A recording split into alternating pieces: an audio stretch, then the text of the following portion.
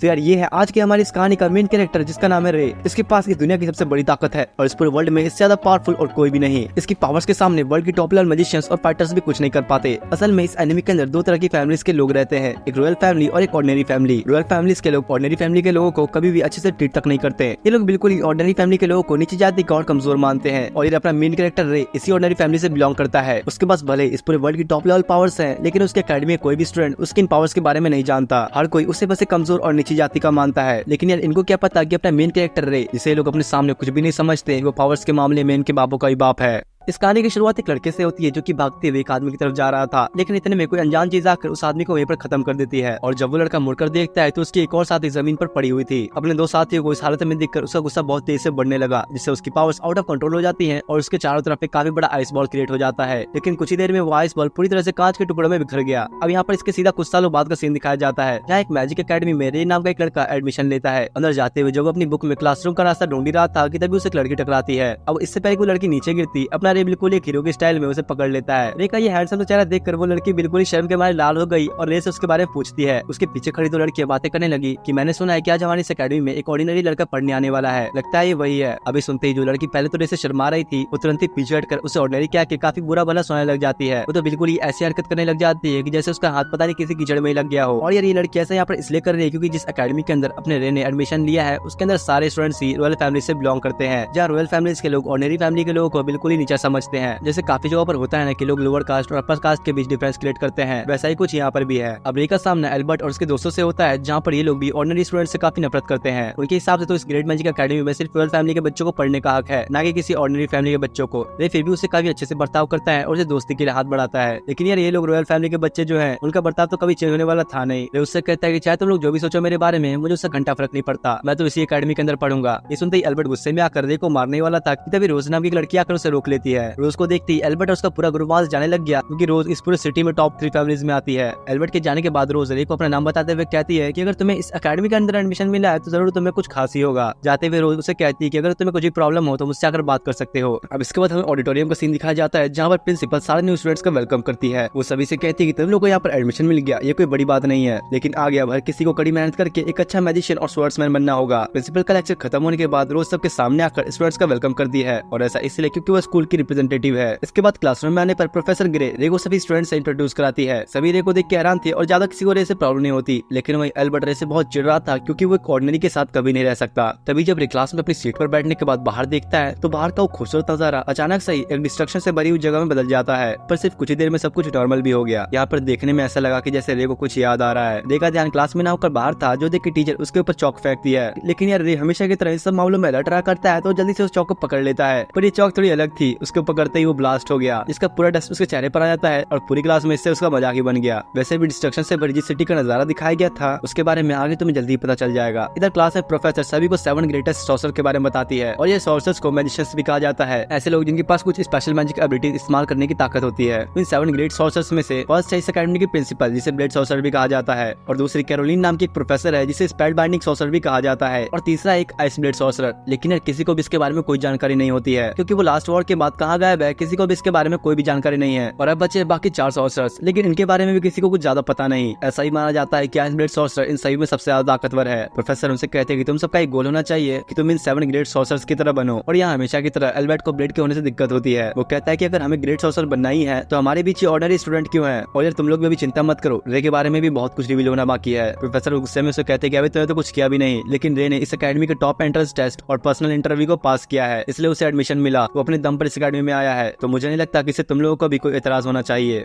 अब इसके बाद दिखाया जाता है कि प्रोफेसर सभी स्टूडेंट्स को कोड थ्योरी के इस्तेमाल से किसी भी ऑब्जेक्ट को क्रिएट करना और उसे इरेज करने का सिखाती है। रोज प्रोफेसर से पूछती है कि क्या किसी ऑब्जेक्ट को क्रिएट करने की कोई लिमिटेशन होती है, जिस पर प्रोफेसर ने उसे बताया कि ऐसा कुछ भी नहीं है। ऑब्जेक्ट्स को क्रिएट करना उसे क्रिएट करने वाली एबिलिटी के ऊपर डिपेंड करता है। साथ ही वो मैजिक के 4 स्टेप्स ही बताती है, जो कि सॉलिड, लिक्विड, गैसेस और प्लाज्मा। अरे वही जो तुम लोगों ने पढ़ाई होगा ना स्कूल में, सॉलिड, लिक्विड, गैस, ये भी वही है। अब बाकी स्टूडेंट्स तो प्रोफेसर को देख के बड़े हैरान हो रहे थे कि यार हमारी टीचर तो बड़ी कूल है, लेकिन तभी पीछे बैठी लड़की उनसे उससे पूछती है कि आपने ऑब्जेक्ट को क्रिएट करने के लिए एंटी मटेरियल का इस्तेमाल किया है, लेकिन यहाँ ऐसा नहीं था। वो बताती है कि तुम्हें इस अकेडमी में ऐसा कोई भी नहीं मिल सकता जो कि एंटी मटेरियल का इस्तेमाल करता हो। इस लड़की को अपना रे भी थोड़ा नोटिस करता है। इसके बाद सारे स्टूडेंट्स कोड थ्योरी का इस्तेमाल करके अपने अपने तरीके से ऑब्जेक्ट्स क्रिएट करने लग जाते हैं, लेकिन ये दूसरी तरफ रे किसी भी ऑब्जेक्ट को ढंग से क्रिएट तक नहीं कर पाता, जो देख के बाकी स्टूडेंट्स उसके बारे में मजाक उड़ाते हैं और कहते हैं कि अगर इसे ये भी मैजिक नहीं आ रहा तो जरूर इसने एंट्रेंस टेस्ट में चीटिंग की होगी। अब उनकी क्लास खत्म होने पर रे कॉरिडोर से जाने लगा कि तभी उसकी नजर उस क्लास वाली लड़की पर पड़ती है जिसने प्रोफेसर से सवाल पूछा था। रे ने उसे लाइब्रेरी में जाते हुए देखा तो वो भी उसके पीछे पीछे चला जाता है। वो उससे आकर बात करने लगा और खुद को इंट्रोड्यूस कराता है। इस लड़की का नाम एलिसा है। यहाँ इन दोनों की बातों से पता लगता है कि एलिसा डॉक्टर एमिसवर्थ नाम की एक रिसर्चर की काफी बड़ी पंखी यानी कि फैन है, इसलिए वो भी उसकी तरह बनना चाहती है। रे उससे कहता है कि हाँ मैंने उनकी बुक्स पढ़ी है और मैं भी उनका काफी बड़ा फैन हूँ। उससे पूछता है कि क्या बात है, आखिर तुम अपने बालों को ऐसे ढके क्यों रखती हो, तुम्हारे तो बाल ऐसे भी कितने अच्छे हैं। इस पर वो बताती है कि असल में उसके ईयर्स एल्फ जैसे दिखते हैं, इसी वजह से वो अपने कानों को हमेशा ढक के रखा करती है। लेकिन रे उससे कहता है कि मुझे तुम्हारे कान बहुत अच्छे लगे, इसमें क्या कमी है। ये सुनते ही उसका चेहरा शर्म के मारे लाल हो जाता है। अब शाम होने पर रे हॉस्टल के रूम में आता है जहाँ उसकी मुलाकात अभी नाम के एक लड़के से होती है। और हाँ, ये बाकी के रॉयल फैमिली के स्टूडेंट्स की तरह बिल्कुल भी नहीं है। वो दोनों ही जैसे एक दूसरे से मिलते हैं तो उन्हें एहसास हो जाता है कि वो दोनों बिल्कुल एक जैसे हैं, बिल्कुल भाई भाई। दोनों ही अपनी फिटनेस को काफी प्रायोरिटी देते हैं और बॉडी तो तुम लोग यहाँ पर देख ही सकते हो इनकी। अगले दिन अपनी ट्रेनिंग करते वक्त रे बहुत स्पीड में रनिंग करते हुए एक लड़की के बहुत करीब से गुजरता है और उसके स्पीड के कारण उस लड़की के थोड़े कपड़े भी उड़ते हैं। फिर वापस आकर जल्दी से उस लड़की से माफी मांगता है। इस लड़की का नाम रेबिका है जो कि इस वक्त अभी 3rd ईयर की स्टूडेंट है और ठीक क्रोस की तरह ये भी टॉप 3 फैमिली से बिलोंग करती है। अब अगले दिन स्कूल में आते ही अभी रे को रोज और रेबिका के फैमिली के बारे में बताने लगा कि इन दोनों की फैमिली बहुत ही बड़ी मानी जाती है और ये दोनों ही लड़के काफी इंटेलिजेंट भी है। अंदर आने पर रे बताता है कि उसे आज प्रिंसिपल ने बुलाया है। अब जब वहाँ जाने ही लगा कि तभी एक लड़की उससे काफी तेज से आकर टकराती है, लेकिन रे तो अपनी जगह से 1 इंच भी नहीं हिलता। इस लड़की का नाम क्लेरिस है जो कि ये भी रॉयल फैमिली से बिलोंग करती है। यहाँ इस लड़की की फैमिली स्टेटस के बारे में अभी ज्यादा किसी को नहीं पता होता। इनके बीच ऐसी थोड़ी और बातें होती हैं और लड़की कुछ ज्यादा ही बकबक कर रही थी, इसलिए उससे अब किसी तरह पीछे छुड़ा कर रे प्रिंसिपल से मिलने जाता है। लेकिन यहाँ पर आकर रे प्रिंसिपल को जनरल कह के बुलाता है। इस पर प्रिंसिपल उससे कहते कि अभी हम लोग स्कूल में हैं तो तुम मुझे प्रिंसिपल कह के बुला सकते हो। अब रे ने ऐसा क्यों कहा ये चीज तुम लोग को आगे पता लगेगा। इसके बाद ट्रेनिंग ग्राउंड का सीन दिखाया जाता है जहाँ उनकी टीचर एल्बर्ट और रे के बीच में एक बैटल करवाती है। एल्बर्ट तो यहाँ पर रे को देख के अभी भी काफी गुस्से में होता है। उसे देख के तो ऐसा लग रहा था जैसे वो रे को खत्म ही करके छोड़ेगा। अब जैसे ही फाइट शुरू होती तो एल्बर्ट रे की तरफ बढ़ते हुए उस पर अटैक करता है, लेकिन अपना हीरो रे तो उसे बड़ी आसानी से डॉज कर लेता है और उससे कहता है कि बच्चे तुम्हें भी थोड़ी और प्रैक्टिस की जरूरत है। एल्बर्ट इस बार और भी गुस्से में रे के ऊपर अटैक करने के लिए आगे बढ़ता है, लेकिन इस बार तो रे ने एक ही झटके में उसके स्वॉर्ड के टुकड़े टुकड़े कर दिए। शायद अब इससे एल्बर्ट को अपनी औकात समझ में आ गई होगी। जब प्रिंसिपल भी खड़ी रे को देख रही थी और कहती है कि मैं खुश हूँ कि तुम अपनी स्टूडेंट लाइफ को इतने अच्छे से जी रहे हो। साथ ही वो रे को आइस ब्लेड सॉसर कह के बुलाती है। अब इसके बाद रे के हॉस्टल में दिखाया जाता है जहाँ पर अभी और रे एक्सरसाइज कर रहे हैं। या इनके बीच की बातों से पता लगता है कि रे ने अकेडमी के 2 मेन क्लब्स में ज्वाइन करने का डिसाइड किया है। अभी इस पर रे को थोड़ा और सोचने के लिए कहता है, लेकिन तभी रे उसे गोल्डन कार्ड निकाल कर दिखाता है जो देख के तो अभी का होश ही उड़ गया और इसका रीजन भी अभी तुम्हें कुछ देर में ही पता चल जाएगा। इसके बाद एनवायरमेंट रिसर्च क्लब को दिखाया जाता है जहाँ पर सभी के सभी बॉडी बिल्डर्स ही बैठे हुए थे और रे जिस 2 क्लब में ज्वाइन करने की बात कर रहा था ना उनमें से एक यही क्लब है। अब रे के आने पर लीडर उससे कहता है कि तुम्हें देखकर तो बिल्कुल भी नहीं लगता कि तुम हमारे ग्रुप की एक्टिविटीज को एक दिन भी सह पाओगे। असल में वो रे की पतली दुबली बॉडी देखकर ऐसा कह रहा था। अब जब लीडर के कहने पर रे अपने कपड़े उतारता है तो भैया उसकी बॉडी जैसे शीशे की तरह ही चमकने लग गई और रे की इस खतरनाक बॉडी को देखकर सभी के मुंह खुले खुले ही रह जाते हैं। वो समझिए कि रे की बॉडी बहुत ही हार्डवर्क के बाद बनी होगी। साथ ही अब यहाँ पर ये भी पता लगता है कि जो गोल्डन कार्ड रे ने अभी को दिखाया था उसे असल में गोल्डन हंटर लाइसेंस भी कहा जाता है। यहाँ पर इसके बारे में हमें ज्यादा कुछ तो पता नहीं चलता, बस इतना समझ लो कि किसी भी अरे गहरे को ऐसे ही नहीं दिया जाता। अब रे की इतनी सारी खूबियां देखने के बाद क्लब के सारे मेंबर्स और लीडर रे के क्लब ज्वाइन करने की रिक्वेस्ट को एक्सेप्ट कर लेते हैं। इसके बाद रे वहां से निकलकर गार्डनिंग क्लब ज्वाइन करने के लिए पहुंचता है। यहाँ इस क्लब की मेंबर्स तो सिर्फ लड़कियां ही हैं और सबसे मेन बात तो ये है कि इस क्लब के लीडर और कोई नहीं बल्कि रेबेका है। अरे वही जिसके कपड़े उड़ाए थे रे ने। यह सारी लड़कियां रे को देखकर हैरान थी कि एक लड़का होकर गार्डनिंग क्लब को ज्वाइन करना चाह रहा है। इसका जवाब देते हुए रे उन्हें कहता है कि मुझे प्लांट्स काफी ज्यादा पसंद है क्योंकि भले ही कंडीशन कितनी भी ज्यादा खराब क्यों ना हो प्लांट्स हमेशा ग्रो ही करते रहते हैं और प्लांट्स की यही चीज अपने रे को काफी पसंद है। रेबेका को तो रे के क्लब ज्वाइन करने से कोई प्रॉब्लम नहीं थी, लेकिन तब उनमें से एक लड़की उसे रोकते हुए कहती कि मुझे ऐसा लगता है कि लड़का यहाँ पर बस तुम्हें इंप्रेस करने के लिए आया है। इस पर रेबेका उसे कहती कि चलो ठीक है, अगर तुम्हें ऐसा लग रहा है तो कोई बात नहीं, मेरे की जिम्मेदारी तुम्हारे हाथ में दे रही हूँ, तुम इसे टेस्ट करो और अगर तुम्हें ये लगे कि क्लब ज्वाइन करने के लायक नहीं तो हम इसे क्लब में ज्वाइन नहीं करेंगे। इस लड़की का नाम डीना है। जिसके बाद डीना रे को छत पर लेकर आती है जहाँ काफी सारी घास उगी हुई है। वो रे से कहते हैं कि ये तुम्हारा टेस्ट है जिसमें तुम्हें इस पूरी जगह को साफ करके सही करना है। इसके बाद ही मैं डिसीजन लूंगी कि तुम इस क्लब को ज्वाइन करोगे या नहीं। डीना के जाने के बाद रे तुरंत ही अपने काम में लग गया जहाँ वो पहले दिन वहाँ के सारी जंगली घासों को निकाल देता है, दूसरे दिन कुछ गड्ढे करता है और तीसरे दिन पर वहाँ पे छोटी छोटी दीवारें बनाता है ताकि वहाँ पर फ्लावर्स भी लगाए जा सके।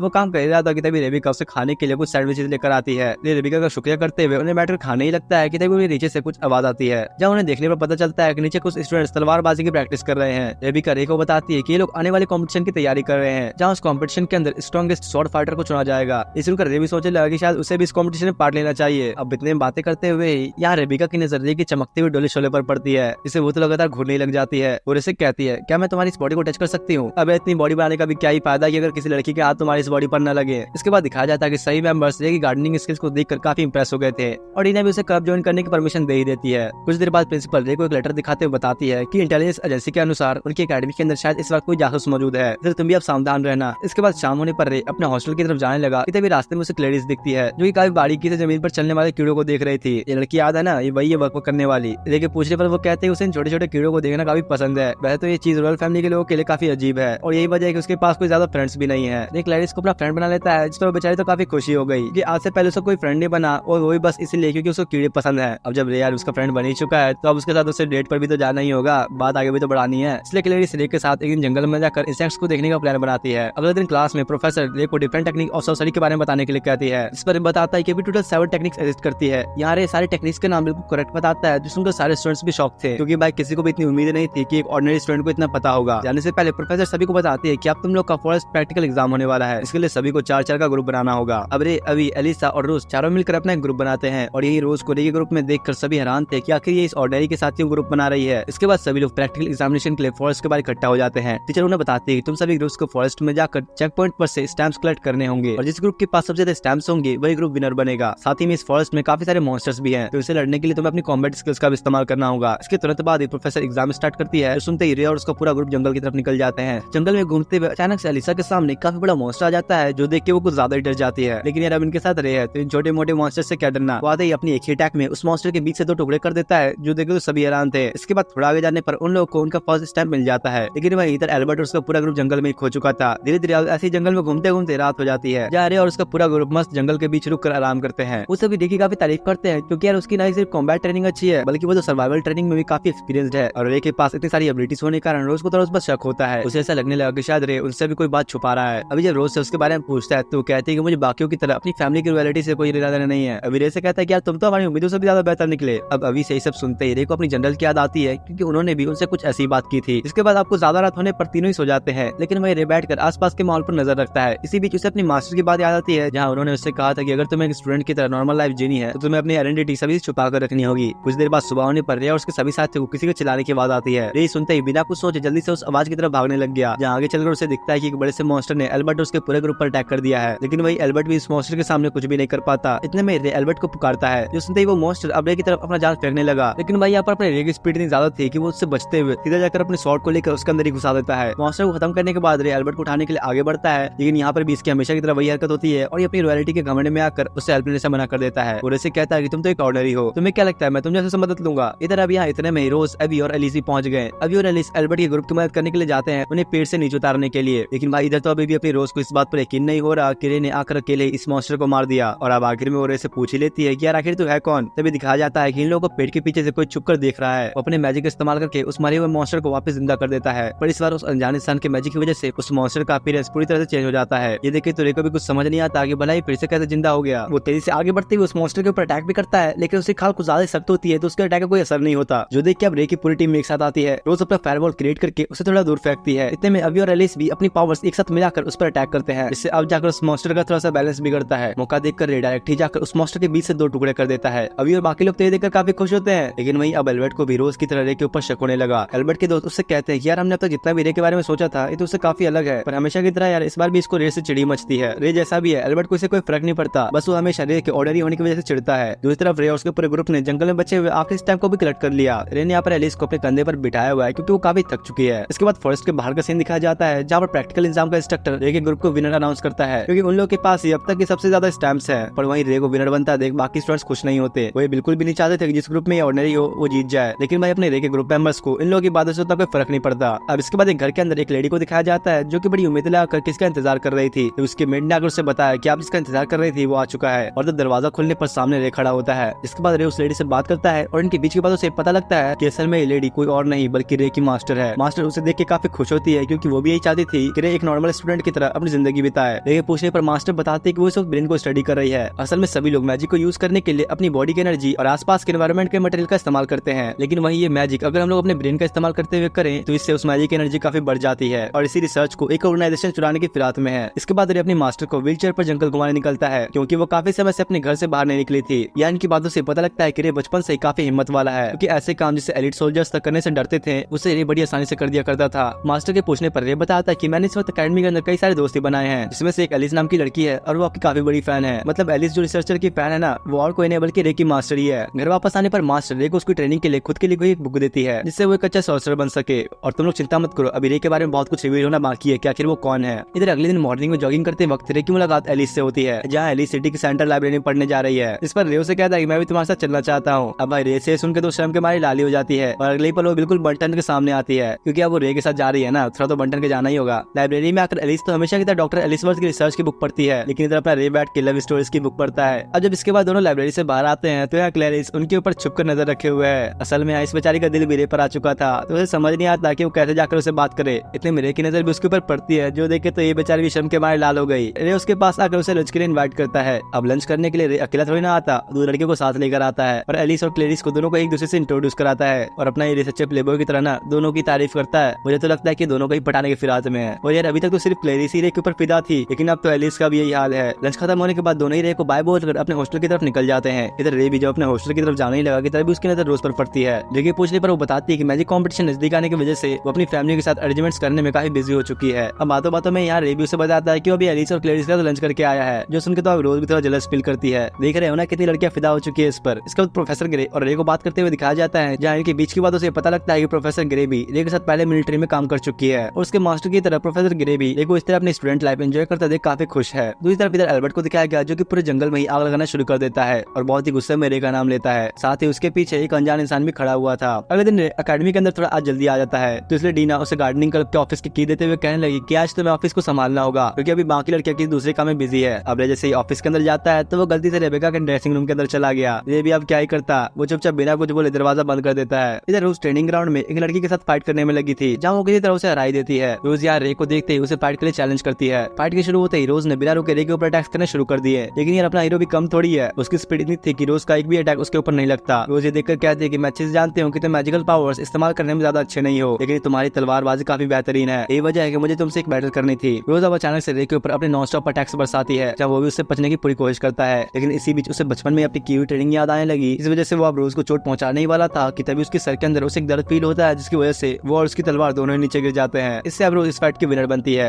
वैसे ही भले ही रोज रे से जीत गई थी, लेकिन फिर भी सभी रे की तारीफ करते हैं। उसको यहाँ पर ये देखकर हर बार की तरह इस बार भी रे के ऊपर शक होता है। उसे लगने लगा कि पक्का है जानबूझकर ही आ रहा है। वो एक बार फिर उससे पूछती कि यार आखिर तुम हो कौन। रे बेचारा अभी सवाल क्या ही जवाब देता। इसके बाद रे उसके सारे दोस्त लंच करने बैठे हुए थे, जहाँ सभी के पूछने पर रे उसे कहता है कि मैंने तो जो भी सीखा है वो अपने मास्टर से सीखा है। वो लोग बात ही कर रहे थे कि तभी अल्बर्ट आकर रे को फाइट के लिए चैलेंज करता है, तो रे भी अब मना करने वाला तो था नहीं, वो उसे हाँ कर देता है। लंच के बाद सभी अकेडमी के पास के ग्राउंड में पहुंचते हैं, जहाँ पर एक काफी बड़ा मैजिक बैरियर क्रिएट कर दिया जाता है। मैजिक बैरियर को देखकर क्लैरिस को लगता है कि जरूर इन दोनों के बीच की बैटल कोई सभी से छुपाना चाहता है। अल्बर्ट रे को एक तलवार देते हुए बताता है कि इस फाइट में कोई रूल्स नहीं, हम लोग जितना चाहे उतना मैजिक इस्तेमाल कर सकते हैं। दोनों के बीच की फाइट शुरू हो गई और यहाँ पर वो अनजाने इंसान भी बैठ कर ये फाइट देख रहा था। इसके बारे में भी अभी तुम्हें थोड़ी देर में पता लग जाएगा क्या किया है कौन। इधर अल्बर्ट रे को अपनी फैमिली के बारे में बताते हुए कहने लगा कि हमारी फैमिली एक मीडियम लेवल की रॉयल फैमिली हुआ करती थी, जहाँ मेरे फादर हमेशा फैमिली का स्टेटस लेवल बढ़ाने के लिए काफी स्ट्रगल किया करते थे, और तब से मैंने फैसला किया कि मैं भी एक दिन बेस्ट मैजिशियन बन के अपनी फैमिली के स्टेटस और ऊपर ले जाऊंगा। तभी अचानक से अल्बर्ट के माइंड में रे को खत्म कर देने की आवाज गूंजती है। वो तेजी से रे के ऊपर अटैक्स करने शुरू करने लगा और तब अल्बर्ट एक काफी बड़ा फायरबॉल क्रिएट करके अटैक करता है। रे को अब न चाहते हुए भी अपनी थोड़ी पावर इस्तेमाल करनी पड़ती है। उस फायरबॉल को 2 टुकड़े में मार देता है, जो देखकर तो सभी के होश उड़ गए थे। अल्बर्ट अब गुस्से में एक साथ काफी सारे अटैक्स लगातार करने शुरू करता है, लेकिन अपना रे तो भाई अभी भी उन सभी अटैक से बचकर बिल्कुल सही सलामत अल्बर्ट के सामने खड़ा था। जो देखिए इस बार वो एक काफी बड़ा ड्रैगन क्रिएट करके उस पर अटैक करता है, लेकिन रे तो इस बार भी बिना हिले उस फायर ड्रैगन के बीच से 2 टुकड़े कर देता है। अब रे का ये कारनामा देखकर तो सभी के मुंह खुले ही रह गए। उन्हें तो यकीन ही नहीं होता कि सच में एक ऑर्डिनरी स्टूडेंट है। इधर अल्बर्ट बेचारा तो अपने घुटने में आकर रोने ही लग गया। अभी सब देखने के बाद तो रोज रे से कहते कि अब तो तुम कुछ छुपा नहीं सकते, सच बताओ कि आखिर तुम हो कौन। रे के पास भी अब कोई रास्ता नहीं होता। वो अपने बारे में अब बताने ही वाला था कि तभी कोई अनजान फोर्स उसके सभी साथियों को जमीन पर गिरा देती है। यही चीज अल्बर्ट और उसके साथियों के साथ भी होती है, जिससे रे को तो कुछ भी समझ नहीं आता कि भला ये हो क्या रहा है। इतने में जंगल में से एक मिस्टीरियस इंसान चलते हुए उसकी तरफ आने लगा, और ये और कोई नहीं बल्कि प्रोफेसर ग्रे ही थी। ये देखकर तो अब तुम लोगों को भी समझ नहीं आ रहा होगा कि यहाँ पर आखिर हो क्या रहा है, लेकिन रे सब समझ चुका था कि जिस ऑर्गेनाइजेशन के बारे में उसकी मास्टर से बता रही थी, उसी ऑर्गेनाइजेशन को प्रोफेसर ग्रे ने अब ज्वाइन कर लिया है। वो यहाँ स्टूडेंट्स के ब्रेन का इस्तेमाल कर रही है अपना मैजिक क्रिएट करने के लिए। प्रोफेसर ग्रे तालियां बजाते हुए उसे कहती है कि तुम तो मेरी उम्मीद से भी ज्यादा समझदार निकले, और तब वो अपनी दूसरी आंख भी रिवील करती है। ये देख के रे समझ गया कि उन लोगों ने जंगल में जिस मॉन्स्टर को मारा था उसे प्रोफेसर ग्रे ही कंट्रोल कर रही थी। इस सुनकर प्रोफेसर बताते हैं कि हर साल जंगल में ट्रेनिंग के दौरान कई सारे स्टूडेंट्स उसी मॉन्स्टर के जरिए मारे जाते हैं, और किसी को भी आज तक उसके ऊपर कभी शक नहीं हुआ, और इस बार भी उसका प्लान कामयाब होने ही वाला था, लेकिन रे ने बीच में आकर उसका सब कुछ बिगाड़ दिया। इसलिए अब उसे टेस्ट सब्जेक्ट के तौर पर इन सभी लोगों का इस्तेमाल करना है। यही वजह है कि इन लोगों की फाइट के बीच में यहाँ पर ये बैरियर बनाया गया था, ताकि बाहर से किसी को भी ये पता न चले कि अंदर चल क्या रहा है। इन सारी बातों को सुन के रे को भी अब समझ में आने लगा कि इतने टाइम से बस अपने चेहरे पर अच्छे होने का नकाब लगाए घूम रही थी। वो सब करके अपने स्टूडेंट्स के साथ एक इमोशनल बॉन्ड क्रिएट करती है ताकि समय आने पर वो उनका इस्तेमाल कर सके। और इस वक्त यही वो रे और उसके दोस्तों के साथ भी करना चाहती है। तो अब होना क्या था, कौन सा रे बैठ के उसे समझाने वाला है। वो फाइट के लिए तैयार हो जाता है और इधर वो भी अपनी 2 फायर स्नेक्स का इस्तेमाल करते हुए अपने अटैक्स करती है। रे जब उससे बचने की कोशिश करने लगा तो अब उन फायर स्नेक्स को उसके दोस्तों की तरफ भेज देती है। अपने रे के पास भी आपको रास्ता नहीं बचता, इसलिए वो अब अपनी रियल पावर आइस मैजिक का इस्तेमाल करके अपने साथियों को उस फायर मैजिक से बचा लेता है। फाइनली अब वो टाइम आ चुका है जब तुम लोग रे को उसके असली रूप यानी आइस ब्लेड सॉर्सर के रूप में देखोगे। उसके अपने रियल फॉर्म में आते ही आसपास आइस से बनी हुई ब्लेड्स भी आ जाती हैं। ये देख के तो भाई इस प्रोफेसर की भी फट जाती है, क्योंकि उसे अब तक ये लग रहा था कि आइस ब्लेड सॉर्सर तो लास्ट वॉर के बाद गायब हो चुका है। इस पर ये बताता है कि हाँ ये तो सच है, लेकिन इसके बाद आइस ब्लेड सॉर्सर की पावर मेरे अंदर ट्रांसफर कर दी गई थी। और यहाँ पर यही पता लगता है कि पिछला आइस ब्लेड सॉर्सर और कोई नहीं बल्कि रे की मास्टर हुआ करती थी। ये सब सुनकर तो प्रोफेसर के दिमाग के फ्यूज ही उड़ गए थे। वो एक काफी बड़े फायरबॉल से अटैक तो करती है, लेकिन रे की एक ही आइस ब्लेड उसे डार्क में बदल देती है। इससे भी अभी रुकने वाली कहाँ थी। वो इस बार अटैक करने के लिए अपने डार्क मैजिक का इस्तेमाल करती है, लेकिन रे के पास भी अपना एंटी मटेरियल कोड का मैजिक है। उसके इस्तेमाल से इस डार्क मैजिक जैसे पावर को भी डिस्ट्रॉय कर देता है। प्रोफेसर का तो मुंह खुला का खुला ही रह गया, क्योंकि रे ने बिना हाथ पर हिला ही इतने पावरफुल मैजिक को डिस्ट्रॉय कर दिया। रे कहता है कि अब तुम एक आइस ब्लेड सॉर्सर की रियल पावर्स की कुछ झलक देखने वाली हो। प्रोफेसर की तो भाई यहाँ पर ये सब देखकर बिल्कुल ही फट जाती है और अपनी जान बचा के भागने की कोशिश करने लगी। पर इतने में रे अपनी फ्रेम लॉक टेक्निक का इस्तेमाल करके अपने स्वॉर्ड से उसके पैर को ही काट देता है। और यार यहाँ पे इतना सब कुछ हो जाने के बाद भी इसको यकीन ही नहीं होता कि रे जैसा एक ऑर्डिनरी स्टूडेंट एक आइस ब्लेड सॉर्सर कैसे हो सकता है। प्रोफेसर उसे कहते हैं कि बस रुक जाओ, मुझे आप कुछ भी मत करना, हम बात करके इस मैटर को सॉल्व कर सकते हैं। वो यहाँ पर रे को बहला फुसला के अपनी जान की भीख मांगने लगी, जो सुनकर रे को भी लगा कि चल यार वैसे भी हमारी प्रोफेसर ही है, कर देते हैं एक बार इसे माफ। लेकिन यहाँ तुम्हें लगता है कि मानने वाली है। वो अपनी ईविल आइज का इस्तेमाल करते हुए रे के ऊपर अचानक से काफी बड़ा अटैक करती है। और अब होना ही क्या था, रे को तो उसके अटैक से एक खरोच तक नहीं आती। ये देखकर तो उसे अब समझ में आ गया कि शायद उसने इस बार गलत पंगा ले लिया है। वो रे को मॉन्स्टर कह के बुलाती है। ये भी अपनी स्वॉर्ड से अब उसे खत्म करने के लिए तैयार होता है, जो देख के वो कहती है कि मैं अच्छे से जानती हूँ कि मैं 7 ग्रेट सॉर्सर के सामने नहीं टिक पाती, और उसमें से भी अब तक की सबसे स्ट्रॉन्गेस्ट आइस ब्लेड सॉर्सर के सामने तो बिल्कुल भी नहीं। तो क्या आप तो मुझे खत्म करने वाले हो। रे इस पर उसे मना करता है, जो देख के उसे समझ में आ गया कि शायद रे उसे अब जिंदा कैद करने की फिराक में है। तभी जल्दी से अपना पहने वाला लॉकेट बाहर निकाल कर अपने सर के अंदर ही घुसा लेती है, जो कि पूरा ही डार्क मैजिक से भरा हुआ था, जिस वजह से अब उसकी पूरी बॉडी एक बड़ी खतरनाक मॉन्स्टर में कन्वर्ट हो जाती है। और अब दोनों के बीच ही फाइट शुरू होने वाली थी। उसी बीच जो प्रोटेक्शन बैरियर ग्राउंड के ऊपर लगा हुआ था वो भी पूरी तरह से गायब हो जाता है, और रे के सारे दोस्त भी उसकी मैजिक से आजाद हो जाते हैं। इधर प्रोफेसर रे के ऊपर एक के बाद एक लगातार अटैक करती रहती है, लेकिन अपना रे भी आइस पावर के कारण इन सभी अटैक से बच जाता है। तंग आकर प्रोफेसर अब उसके ऊपर एक बहुत ही बड़े फायर बॉल से अटैक करती है, लेकिन रे इस बार भी इसे बस अपने एंटी मटेरियल कोड को पढ़ के डिस्ट्रॉय कर देता है। रे उसे आइस और फायर मैजिक के बीच का अंतर बताता है कि आइस और फायर मैजिक दोनों एक ही रजिस्ट्रेशन का यूज करते हैं, लेकिन मैंने इस रजिस्ट्रेशन को अपर लेवल में ले जाकर उसे एंटी मटेरियल कोड में कन्वर्ट कर दिया, और यही मेरी रियल पावर्स है। ये सुनकर तो प्रोफेसर को भी यकीन नहीं होता, क्योंकि आज तक कोई भी एंटी मटेरियल कोड को सक्सेसफुली क्रिएट नहीं कर पाया। तो ये रे आखिर ऐसा कैसे कर सकता है। रे एंटी मटेरियल कोड और मटेरियल शिफ्ट का इस्तेमाल करते हुए आइस वॉल क्रिएट करता है, लेकिन वही दूसरी तरफ प्रोफेसर डार्क मैजिक का यूज करती है, जो कि जरा भी काम नहीं आता। इधर रे के दोस्तों की नजर उसके ऊपर पड़ती है, और वो देखते हैं कि रे यहाँ पर ज्यादा ही आइस पावर्स इस्तेमाल करने के कारण फ्रीज होता जा रहा है, लेकिन इसके बावजूद भी अपना रे इस लड़ाई को जारी रखता है। इसी बीच प्रोफेसर ये भी समझ जाती है कि रे अपनी पावर्स को ज्यादा सही तरीके से हैंडल नहीं कर पाता। मौके का फायदा उठाकर वो उस पर अपना फाइनल अटैक करती है। रे भी पलटवार तो करता है, लेकिन इस बार थके हुए होने कारण उसकी स्वॉर्ड के टुकड़े टुकड़े हो जाते हैं। कोई रास्ता न बचने पर वो जल्दी से अपनी आइस टोर्नेडो का इस्तेमाल करके प्रोफेसर को हमेशा हमेशा के लिए आइस बैरियर के अंदर कैद कर देता है, और साथ में उसे श्रद्धांजलि देने के लिए उसी बैरियर पर गुलाब का फूल भी लगा देता है। अब इतनी ज्यादा पावर्स एक साथ इस्तेमाल करने के कारण रे कमजोरी से नीचे गिर गया, जो देख के उसके दोस्त भी उसकी तरफ आने लगते हैं। रे काफी खुश था कि आज उसने अपनी पावर से अपने साथियों की जान बचाई है। इसके बाद यहाँ पर हमें रे का पास्ट दिखाया जाता है, जहाँ पर नन्हा सा रे मास्टर को बैटलफील्ड के अंदर घायल पड़ा मिलता है, तो इसलिए मास्टर उसे उठाकर जनरल के पास लेकर आती है और उनसे रे को अपने साथ रखने की परमिशन मांगती है। इसके कुछ समय बाद प्रिंसिपल आकर उसे बताती है कि जनरल ने रे को साथ रखने से मना कर दिया है, क्योंकि वो लोग उसे अपनी कंट्री का सिटीजन नहीं मानते हैं। प्रिंसिपल मास्टर को ये बताती है कि रे जिस विलेज से बिलोंग करता है वो लोग आज भी भगवान और शराब में काफी बिलीव करते हैं। यही सबसे मेन कारण है कि वो रे को अपना सिटीजन नहीं मान सकते। मास्टर को इस पर काफी गुस्सा आता है कि वो लोग आके एक बच्चे के बारे में ऐसा कैसे सोच सकते हैं। प्रिंसिपल बताते हैं कि वैसे भी रे को होश आ चुका है। इधर कैरोलिन रे से बार बार उसका नाम पूछती है। कैरोलिन याद है ना, ये वही 7 ग्रेट सॉर्सर्स में से एक। यहाँ रे उसके उतना पूछने पर भी कुछ जवाब नहीं देता, और कुछ देर बाद मास्टर भी वहाँ आती है, और तब जाकर कई बार पूछने पर रे उन्हें अपना नाम बताता है, जो सुनकर तो दोनों ही काफी खुश होती हैं। और धीरे धीरे देखते ही देख कैंप के सभी लोगों को अब रे काफी पसंद आता है। कैरोलिन तो उसके लिए सभी से लड़ भी जाती है, क्योंकि वो चाहती थी कि वो रे को अपने घर में अपने साथ रखे, लेकिन इसके लिए बाकी लोग हाँ नहीं करते, क्योंकि मिशन के कारण वो ज्यादातर बाहर ही रहा करते हैं, तो ऐसे में रे का ध्यान रखने वाला कोई नहीं होगा। इसे देखते हुए जनरल भी मास्टर से उस पर इसकी राय पूछता है, और इतने मेरे भी वहाँ पहुंच गया, तो मास्टर उसी से पूछती है कि आखिर तुम क्या चाहते हो। इस पर रे कहता है कि मैं तुम लोगों के साथ यहाँ पर रहना चाहता हूँ। मास्टर इससे इतनी खुश हो गई थी कि वो रे को अपनी आइस ब्लेड सॉर्सर की पावर से ब्लेसिंग्स देती है, और अब मास्टर के कहने पर जनरल भी रे को उनके साथ रहने की परमिशन दे देता है, और तब वो रे को एक सॉर्सर बनाने का फैसला करती है, जो सुनकर तो रे काफी खुश होता है। इसी तरह देखते ही देखते 6 साल बीत जाते हैं। रे भी अब बड़ा हो चुका था, और उसने अब आइस ब्लेड सॉर्सर की पावर यूज करनी शुरू कर दी थी। वो तो इतना पावरफुल हो गया था कि उसने अपने सिर्फ एक ही अटैक में सामने से आ रही पूरी आर्मी को खत्म कर दिया, जो देख के तो उनकी कंट्री के सोल्जर्स के होश उड़ जाते हैं कि आखिर ये छोटा बच्चा इतना ज्यादा पावरफुल कैसे हो सकता है। दूसरी तरफ कैंप में चल रही मीटिंग दिखाई जाती है, जहाँ पर ये पता लगता है कि वॉर में अब मैजिक का यूज काफी बढ़ चुका है, जिस वजह से उनकी कंट्री के काफी सारे सोल्जर्स मारे जा चुके हैं। सब देखते हुए जनरल रे से कहने लगे कि अगर तुम चाहो तो किसी सेफ जगह पर जा सकते हो क्योंकि आप बैटल फील्ड काफी ज्यादा खतरनाक हो चुका है। लेकिन रे इसके लिए नहीं मानता, उसे अपनी मास्टर की सिखाई हुई बात याद है। उसके पास जितनी ज्यादा पावर्स होती है उसके पास उतनी बड़ी जिम्मेदारी होती है, इसलिए वो भी अपनी जिम्मेदारियों से भागना नहीं चाहता। साथ ही हार्वर्ड नाम का एक सोल्जर कहता है कि डरने कोई बात नहीं, अगर रे को कुछ हुआ तो मैं उसे बचा लूंगा। इसके बाद इस एनिमे का स्टार्टिंग का सीन दिखाया जाता है जहाँ पर हार्वर्ड को कोई अनजान ताकत आकर हमेशा हमेशा के लिए उसे खत्म कर देती है, जो देख के रे गुस्से के कारण अपने पास कंट्रोल नहीं कर पाता और वहाँ पर आइस का एक बड़ा ब्लास्ट होता है। जिसके बाद यह वापस प्रेजेंट का सीन दिखाया गया जहाँ पर रे अब हॉस्पिटल में एडमिट है। उसके आसपास मास्टर और प्रिंसिपल सब खड़े होते हैं। रे के घुसाने पर उसे लगा कि शायद मास्टर उससे नाराज होंगी, पर ऐसा नहीं था। मास्टर खुश थी कि उसने अपने दोस्तों को बचाने के लिए इन पावर्स का इस्तेमाल किया। अगर रे की जगह खुद मास्टर भी होती तो वो भी यही करती। रे तब अपने दोस्तों के बारे में सोचने लगा तो प्रिंसिपल उसे कहते कि तुम्हें घबराने कोई बात नहीं, सब बिल्कुल ठीक है। मास्टर रे से ये कहकर जाने लगे कि ठीक होने के बाद मुझसे मिले जरूर आना। फिर प्रिंसिपल रे से कहते कि वैसे तुम्हें स्टार्टिंग में इस फैसले के खिलाफ थी कि तुम्हें अकेडमी में पढ़ने भेजा जाए, लेकिन एक दिन तुम्हारी मास्टर एमएस वर्थ मेरे पास आकर अपना सर झुकाकर मुझसे रिक्वेस्ट करने लगी। उसकी सिर्फ एक ही ख्वाहिश थी कि तुम इस अकेडमी में आकर अच्छे दोस्त बनाओ। मैंने भी एमएस वर्थ को कभी किसी के लिए इतना सब कुछ करते नहीं देखा, तो प्लीज अब तुम भी अपनी स्कूल लाइफ को अच्छे से एंजॉय करो। अभी सुनकर तो रे भी काफी ज्यादा इमोशनल हो जाता है, उसकी आंखों से तो आंसू तक निकल आते हैं। साथ ही देर मास्टर भी खुद को नहीं रोक पाती और काफी जोर जोर से रोने लगती है। इससे ये पता चलता है कि मास्टर सच में रे की कुछ ज्यादा ही परवाह करती है, वो उसको बिल्कुल ही अपने बेटे जैसा मानती है। दूसरी तरफ प्रिंसिपल के वहाँ से निकलते ही रे के सारे दोस्त उससे मिलने के लिए आते हैं। अब रे फाइनली उन लोगों को अपनी सारी सच्चाई बताते हुए कहने लगा कि मैं 7 ग्रेट सॉर्सरर्स में से एक हूँ, आइस ब्लेड सॉर्सरर। जो सुनकर तो सभी हैरान थे। रे उन्हें बताता है कि लास्ट वॉर के दौरान जब उसने हार्वर्ड को अपनी आंखों के सामने मरते हुए देखा तो वो अपनी पावर्स को बिल्कुल भी कंट्रोल नहीं कर पाया और उसी ब्लास्ट की वजह से उसके मास्टर ने अपने पैरों को भी खो दिया, जिसका उसे आज तक अफसोस है। यहाँ तक कि रे तो ये भी सोचता है कि उसने बैटल फील्ड में कई सारे लोगों को खत्म कर दिया, तो शायद उसे इस तरह चैन से जीने का कोई हक नहीं। उसके बाद सुनकर सभी इमोशन हो जाते हैं कि तभी रोज उसे कहते हैं कि नहीं, ऐसा कुछ भी मत सोचो, चाहे पास्ट में तुमने जो भी किया हो, पर आज तुम जैसे हो हमें वैसे अच्छे लगते हो। साथ ही बाकी के लोग भी यहाँ पर रे के साथ हमेशा रहने का वादा करते हैं और इन लोगों की बातें सुनकर रे को अपनी पुरानी कैंप वाली टीम की याद आती है। अब इसके बाद रात होने पर एल्बर्ट रे से मिलने के लिए आता है। असल में यहाँ पर अपनी की गई हरकतों के लिए उससे माफी मांगने के लिए आया था और ये रे तो अपना मेन कैरेक्टर है ना, तो वो भी उसे माफ कर ही देता है। साथ ही वो उससे काफी सारी ज्ञान की बातें बताता है जो कि मैं तुम्हें क्या ही बताऊं, बस तुम समझ जाओगे। अपना रे यहाँ पर एल्बर्ट को लाइफ की टीचिंग्स दे रहा है। जैसे इतनी ज्ञान वाली बातें सुनकर एल्बर्ट को अब जाकर अपनी गलती पर एहसास होने लगा और वो उससे वादा करता है कि आज के बाद वो कभी किसी दूसरे के साथ गलत बर्ताव नहीं करेगा। अब सारी मुसीबतें खत्म हो जाने के बाद अकेडमी में कुछ दिन बीत जाते हैं और अब क्लास में प्रोफेसर ग्रे की जगह पर कैरोलिन उन लोगों की नई टीचर बन के सामने आती है, जिसका इतना खूबसूरत और नया चेहरा देखकर सारे लड़कों के तो मन में लड्डू ही फूटने लग जाते हैं। लेकिन यही अपना रे तो ये देखकर और भी ज्यादा परेशान हो गया और सोचता है कि आखिर ये यहाँ पर क्यों आ गई। कैरोलिन सबको यहाँ पर स्वॉर्ड्समैनशिप कॉम्पिटिशन के बारे में बताती है, जो कि एक ऐसा कॉम्पिटिशन है जिसमें 3 अकेडमीज के स्टूडेंट्स पार्ट लेंगे। फर्स्ट ईयर वाले स्टूडेंट्स प्रीलिम्स से पार्टिसिपेट करेंगे और सेकंड ईयर वाले या फिर उसके ऊपर के स्टूडेंट्स डायरेक्ट एलिमिनेशन में पार्ट करेंगे। टोटल 16 लोग इसके अंदर मेन टूर्नामेंट में पार्टिसिपेट करेंगे। कैरोलिन कहते हैं कि वैसे कंबाइंड स्किल्स में हम लोग ज्यादा अच्छे हैं, लेकिन जो डोमा अकेडमी है वो फिजिकल कॉम्बैट में हमसे भी बहुत ज्यादा अच्छी है। और लास्ट में जो मेलग्रॉस अकेडमी है वो अकेडमिक रिसर्च में बहुत आगे है। वहाँ के बच्चे तो पक्का आने वाले टाइम में काफी अच्छे रिसर्चर्स बनेंगे। हर अकेडमी के पास अपना एक अलग बेनिफिट है, तो हर कोई एक दूसरे से बेहतर और बहुत अलग है। कैरोलिन रे से कहते हैं कि इस कॉम्पिटिशन की सारी जिम्मेदारी मैं तुम पर छोड़ती हूँ, और तो और वो रे को उस वक्त आंख भी मारती है, जिससे अपने प्ले बॉय को काफी अजीब लगता है। रे प्रिंसिपल के पास जाकर गुस्से में कहता है कि आपने आखिर इस औरत को यहाँ क्यों बुलाया। इस पर प्रिंसिपल कहते हैं इसमें इतना गुस्सा होने वाली क्या बात है, वो फ्री थी तो मैंने उसे बुला लिया, इतना भी क्या हो गया इसमें। लेकिन फिर भी लगता है वो रे को बिल्कुल भी पसंद नहीं। रे कहता है कि आप तो कैरोलिन को जानती है ना, मुझे वो बचपन से ही पसंद नहीं। प्रिंसिपल उसे कहते हैं कि वैसे स्टूडेंट्स उसे काफी पसंद करते हैं, तो तुम्हें आखिर क्या प्रॉब्लम है। और बाकी स्टूडेंट्स उसे किसी और वजह से ही पसंद करते हैं। रे कहता है कि अगर उसे अभी नहीं निकाला ना तो बहुत ही ज्यादा लोगों को अपना असली रूप दिखाने लग जाएगी। अचानक तभी कैरोलिन आकर उसे टच करते हुए कहती है तुम मेरे बारे में आखिर ऐसा कैसे बोल सकते हो। उसके आते ही भाई रे तो ऐसे घबरा गए जैसे उसने किसी भूत को ही देख लिया हो। कैरोलिन रे के पास जाकर उसे गले लगाने की कोशिश करने लगी, जो देखकर तो रे डर के मारे चिल्लाने ही लग गया। इसके कुछ समय बाद दिखाया गया कि रे और क्लैरिस 2 स्टूडेंट्स का मैच देख रहे हैं, जहाँ क्लैरिस उससे पूछती है कि तुम्हें क्या लगता है इनमें से कौन जीतेगा। तो रे यहाँ पर उस ब्लू बॉल वाली लड़की को चुनता है। इसकी कॉम्बैट स्किल्स तो इतने अच्छे नहीं थे, पर मैजिक को ये बहुत ही अच्छे से इस्तेमाल करती है, इसलिए रे को यकीन है कि ये जीतने वाली है। और यार जब मैच खत्म होता है तो वही लड़की जीतती है। क्लैरिस को काफी हैरान होते हुए उसे पूछती है क्या आखिर तुम सिर्फ 2 सेकंड में कैसे बता सकते हो कि कौन फाइट में जीतेगा। लेकिन अपने रे के लिए तो बहुत ही आसान था, क्योंकि वो सबसे पावरफुल सॉर्सरर जो है। इसके बाद अगला मैच रोज का होता है, जहाँ सब उसी को सपोर्ट करते हैं और सिर्फ 10 सेकंड्स के अंदर अंदर रोज इस मैच को जीत जाती है। लेकिन इसके बावजूद भी उसका चेहरा उतरा हुआ था, तो ब्लेड को देखकर समझ में आ गया कि जरूर उसके पीछे कुछ तो बात है। अगले ही सीन में रोज को उसके फादर के साथ दिखाया गया, जो कि उससे कहता है कि मैं बहुत समय से इंतजार कर रहा हूँ स्वॉर्ड्समैनशिप कॉम्पिटिशन में तुम्हारी स्किल्स देखने के लिए, चाहे कुछ हो जाए तुम वॉल्गरेन से कभी नहीं हार सकती। इधर रे आकर रेबिका से पूछता है कि आखिर वो है कौन जिसे जीतने के लिए रोज इतनी सीरियस हो रखी है। जिस पर रेबिका उसे बताती है कि वॉल्गरेन को ड्योमा अकेडमी वाले रिप्रेजेंटेटिव के तौर पर भेजेंगे। रे पूछने पर रेबिका कहती है कि वह तो वॉल्गरेन बहुत ज्यादा पावरफुल है, पर रोज जैसी बिल्कुल नहीं। असल में वॉल्गरेन एक नोबल फैमिली से बिलोंग करती है, और आगे बढ़ने से पहले मैं तुम्हें बता दूं कि रॉयल फैमिली वालों को ही नोबल्स कहा जाता है। रेबिका बताती है कि वॉल्गरेन एक ऐसी लड़की है जो अपने नोबल होने पर काफी घमंड करती है। अगर ये किसी से फाइट करने आती है तो उस वक्त वो अपनी पूरी नोबल प्राइड को दाव पे लाके फाइट करती है, और ये वजह उसके इतने पावरफुल होने का। दूसरी तरफ यहाँ रोज अपने फाइनल मैच के अपोनेंट एल्बर्ट को भी हरा देती है, और हारने के बावजूद भी एल्बर्ट भी क्वालिफाई करता है, लेकिन सेकंड प्लेस से, क्योंकि वो अकेडमी के फाइनल मैच तक पहुंच गया था। पर फिर भी यहाँ एल्बर्ट हारने के बाद भी काफी अच्छा बर्ताव करता है, जो देखे तो क्लैरिस भी हैरान होती है कि यार भला ये कब से इतना अच्छा हो गया। इसके बाद शाम होने पर रे जाकर उसको बधाई देता है कि उसने टूर्नामेंट क्वालिफाई कर लिया। ये कहता है कि मुझे एक बात बताओ कि तुम फाइट करते वक्त इतनी घबराते क्यों हो? अगर ऐसा ही चलता रहा तो तुम्हारे जीतने के चांसेस बहुत कम हो जाएंगे। इस पर रोज कहती है कि वॉल्गरेन को हराने के लिए मैं कुछ भी करने को तैयार हूँ। रे उससे कहता है कि अभी टूर्नामेंट शुरू होने में 1 महीना बचा हुआ है, तो अगर तुम चाहो तो मैं तुम्हें अभी ट्रेन कर सकता हूँ। तुम्हें ट्रेन करने के लिए मुझे अपनी ज्यादा पावर्स इस्तेमाल नहीं करनी पड़ेगी, तो मैं अपनी पावर्स को कंट्रोल में रखते हुए तुम्हें काफी अच्छी ट्रेनिंग दे सकता हूँ। और यहाँ पर ऐसी थोड़ी और बातें करने के बाद रोज उससे ट्रेनिंग के लिए मानी जाती है। यहीं पर हमें रोज के पास से कुछ सीन दिखाया जाता है जहाँ पर तुम लोग अब इस वॉल्गरेन को देखने वाले हो। तो बचपन में एक दिन जब रोज नोबल्स की पार्टी में होती है तो वहाँ पर पहली बार उसकी मुलाकात वॉल्गरेन से हुई। शुरुआत में तो दोनों एक दूसरे को ढंग से जानते तक नहीं थे, और इस पार्टी में आने के बाद दोनों के बीच काफी अच्छी दोस्ती हो गई। उसके बाद से दोनों साथ में बचपन के ऐसे कुछ और दिन बिताते हैं, जहाँ एक दिन रोज आकर उससे हर चीज के लिए शुक्रिया कहती है। रोज कहती है अगर तुम नहीं होती तो मैं अभी भी घर में बंद रहती, और तुम्हारी वजह से मैं बाहर आकर इतनी खुश हूँ। दोनों एक दूसरे से गले मिलकर कहते हैं कि वो हमेशा बेस्ट फ्रेंड्स रहेंगे। अब इसी के कुछ समय बाद इनके बीच एक स्वॉर्ड्समैनशिप कॉम्पिटिशन में फाइट होती है, जहाँ वॉल्गरेन अपनी पावर से रोज को हरा देती है, लेकिन रोज को इस हारे कुछ ज्यादा ही बुरा लगता है। और इसके बाद से दोनों के बीच में दूरियां बढ़नी शुरू हो जाती हैं। इनके बीच की दोस्ती में दरार आने का कारण ये नहीं था कि वॉल्गरेन चेंज हो गई, बल्कि अपनी बेस्ट फ्रेंड से हारने के बाद रोज चेंज हो गई, क्योंकि रोज एक काफी बड़ी नोबल फैमिली से है, तो उसके लिए जितना बहुत जरूरी था। अब सीन वापस प्रेजेंट में आता है, जहाँ पर रोज आकर ट्रेनिंग के लिए रे को खोजती है, पर वो उसे कहीं नहीं मिलता। अचानक ही उसके सामने रे एक मास्क आकर आता है। वो उसके पूछने पर रे कहता है कि मैं ही आपसे तुम्हारा मास्टर हूँ, तुम आप मुझे रेंजर कह के बुलाना। वो कहती है कि वैसे जर क्या होता है? तो इस पर रे चिल्लाते हुए कहता है कि पगली जर नहीं रेंजर, अभी तो तुम्हें अकेडमी का ग्राउंड लगाना है और उसके बाद फॉरेस्ट का भी। सारे राउंड लगाने के बाद तुम्हें यहीं वापस आना है, और क्योंकि अभी सिर्फ 20 किलोमीटर की रनिंग है तो तुम किसी भी स्पेशल टेक्निक का इस्तेमाल नहीं कर सकती। इसके बाद दोनों ही रनिंग करने लग जाते हैं, और ये बताता है कि बहुत सारे सॉर्सरर्स रनिंग करते वक्त अपने फिजिकल एनहांसमेंट का इस्तेमाल करते हैं, लेकिन दोस्त तुम्हें जानना ही होगा कि हमारा सबसे इंपॉर्टेंट हिस्सा हमारी बॉडी ही है। भले तुम्हारे पास कितने भी स्किल्स हो, लेकिन अगर तुम फिजिकली स्ट्रॉन्ग नहीं हो तो तुम्हारी कोई भी स्किल्स काम नहीं आने वाली। ट्रेनिंग खत्म होने पर रे कहता है कि भले आज की ट्रेनिंग आसान थी, लेकिन बेटा कल की ट्रेनिंग तो इससे भी ज्यादा मुश्किल होने वाली है, तो रेडी रहना। तो उस पर से रे को रेंजर कहना भूल जाती है। इस पर चिल्लाते हुए उसे कहता है कि बोला ना मैंने, मुझे रेंजर बुला करो। और इसी तरह हर दिन रोज के 10 बड़ी ट्रेनिंग चलती रहती है, और अपना रेविया बिल्कुल सकलौंडा बन चुका था। रोज तो सोचती है कहीं मैं नर्क में तो नहीं आ गई। कुछ देर बाद जब उसकी आंख खुली तो वो देखती है कि रे तो खिड़की से लटकते हुए उसे बर्तन पीट कर उठा रहा है। रे कहता है आखिर तुम सो कह सकती हो, जल्दी से उठकर अपनी ट्रेनिंग के लिए आओ। लेकिन नीचे उतरने पर सेरा उस पर काफी गुस्सा होने लगी, क्योंकि वो ऐसे ही गर्ल्स के हॉस्टल में नहीं आ सकता। जिस पर रे कहता है अरे मैं रे नहीं बल्कि इसका मास्टर हूँ, और मैं माफी चाहता हूँ अगर आपको ज्यादा दुख पहुंचा तो। तभी रे की नजर रोज पर पड़ती है जो उसे छुपकर भागने की कोशिश कर रही है, जो देख के रे कहता है कितने आसानी से बच कहाँ जाओगी मैडम। रे तो बस जाके कूद गई, एक बार में ये रोज को पकड़ लेता है। लेकिन अब दिन के टाइम की ट्रेनिंग के वक्त रोज उससे फिर से बच के निकल जाती है। रे उसे हर जगह पर खोजने ही लगा कि तभी उसे एक जगह पर अल्बर्ट बैठा दिखता है। उसके इस तरह अकेले बैठने पर रे उससे पूछता है क्या हुआ, आज तुम्हारे दोस्त तुम्हारे साथ नहीं है? अल्बर्ट से बताता है कि वो बिल्कुल ये परेशान हो चुका है, वो ट्रेनिंग तो रोज कर रहा है, लेकिन उसे अपने अंदर पावर्स की कोई भी चेंजेस नहीं दिख रहे हैं। रे उसे कहता है चिंता मत करो, एक दिन आएगा जब तुम्हें अपनी पावर्स के साथ साथ अपनी ट्रेनिंग का भी फल मिलेगा। रे अब जाकर एलिसा और क्लैरिस से भी उसके बारे में पूछता है, पर ये दोनों भी उसके बारे में कुछ नहीं जानते। तो अब रे उसे ढूंढने के लिए अपने मास्क की पावर्स का इस्तेमाल करता है। क्या लगा था तुम लोगों को, इसने बस शो ऑफ के लिए पहना हुआ है। रे कुछ देर में अपने मास्क की वजह से रोज को ढूंढ लेता है। इधर बेचारी रोज खुद को छुपा कर बैठी हुई थी कि तभी उसे ढूंढते हुए रे बड़ी डरावनी तरीके से उसके सामने आता है। अचानक से रे को सामने देखकर वो काफी डर गई। वो कहते कि देखो ऐसा कुछ नहीं है, मैं भागी नहीं थी, मुझे तो बस थोड़ा आराम करना था। पर अपने रे के सामने उसे कोई बहाना नहीं चलने वाला। रे उसे ट्रेनिंग ग्राउंड पर ले जाने के लिए उसे घसीटते हुए ले जाता है, भले ही वो कितना भी चिल्लाती रहे। अब इसको अगले दिन का सीन दिखाया जाता है, जहाँ पर रे सुबह सुबह एक लड़की के रूप में अपने कमरे से बाहर निकलता है। इधर रोज भी अपनी ट्रेनिंग की प्रैक्टिस करती है, और आज तो कुछ उसने अपना नया रिकॉर्ड बना लिया है। वहीं पर लड़की के गेटअप में उसके बगल से निकलते हुए कहता है कि मेरी नजर तुम पे है, ऐसी ही ट्रेनिंग करती रहो। ये सुनकर रोज ओके रेंजर कहती है, पर तभी वो देखते कि यहाँ तो रे है ही नहीं। रे मन में सोचता है कि अभी तक सब कुछ परफेक्ट चल रहा है, पर अब मेरा मेन मिशन स्टार्ट होगा, क्योंकि अब मैं डियोम अकेडमी जाने वाला हूँ। और इसके बाद दिखाया गया कि डियोम अकेडमी पहुंच चुका है। यहीं पर वे देखता है कि सामने खड़ी एक लड़की रो रही है, तो उसके पास पहुंच के अचानक से उस बॉक्स के अंदर से निकलता है। असल में यहाँ पर इस लड़की की बहन खो चुकी थी, तो रे उसे कहता है कि चिंता मत करो, हम दोनों मिलकर उसे ढूंढेंगे। रे उसे अपना नाम लिली बताता है, और इस छोटी बच्ची का नाम टियाना वॉल्गरेन है, जो सुनते ही रे शॉक हो गया। कुछ देर में रे उसकी बड़ी बहन को ढूंढ लेता है, जिसका नाम आरियाना है, और यही है रोज की पुरानी फ्रेंड आरियाना वॉल्गरेन। आरियाना और रे एक दूसरे को इंट्रोड्यूस करते हैं, लेकिन आरियाना उसे देखते ही समझ चुकी थी कि लड़की जरूर किसी और अकेडमी से है। रे को कोई भी इस लड़की के गेटअप में नहीं पहचान पाता, क्योंकि बस उसने रूप तो बदला ही था, साथ ही साथ उसने अपनी आवाज भी बिल्कुल लड़की जैसी कर ली है।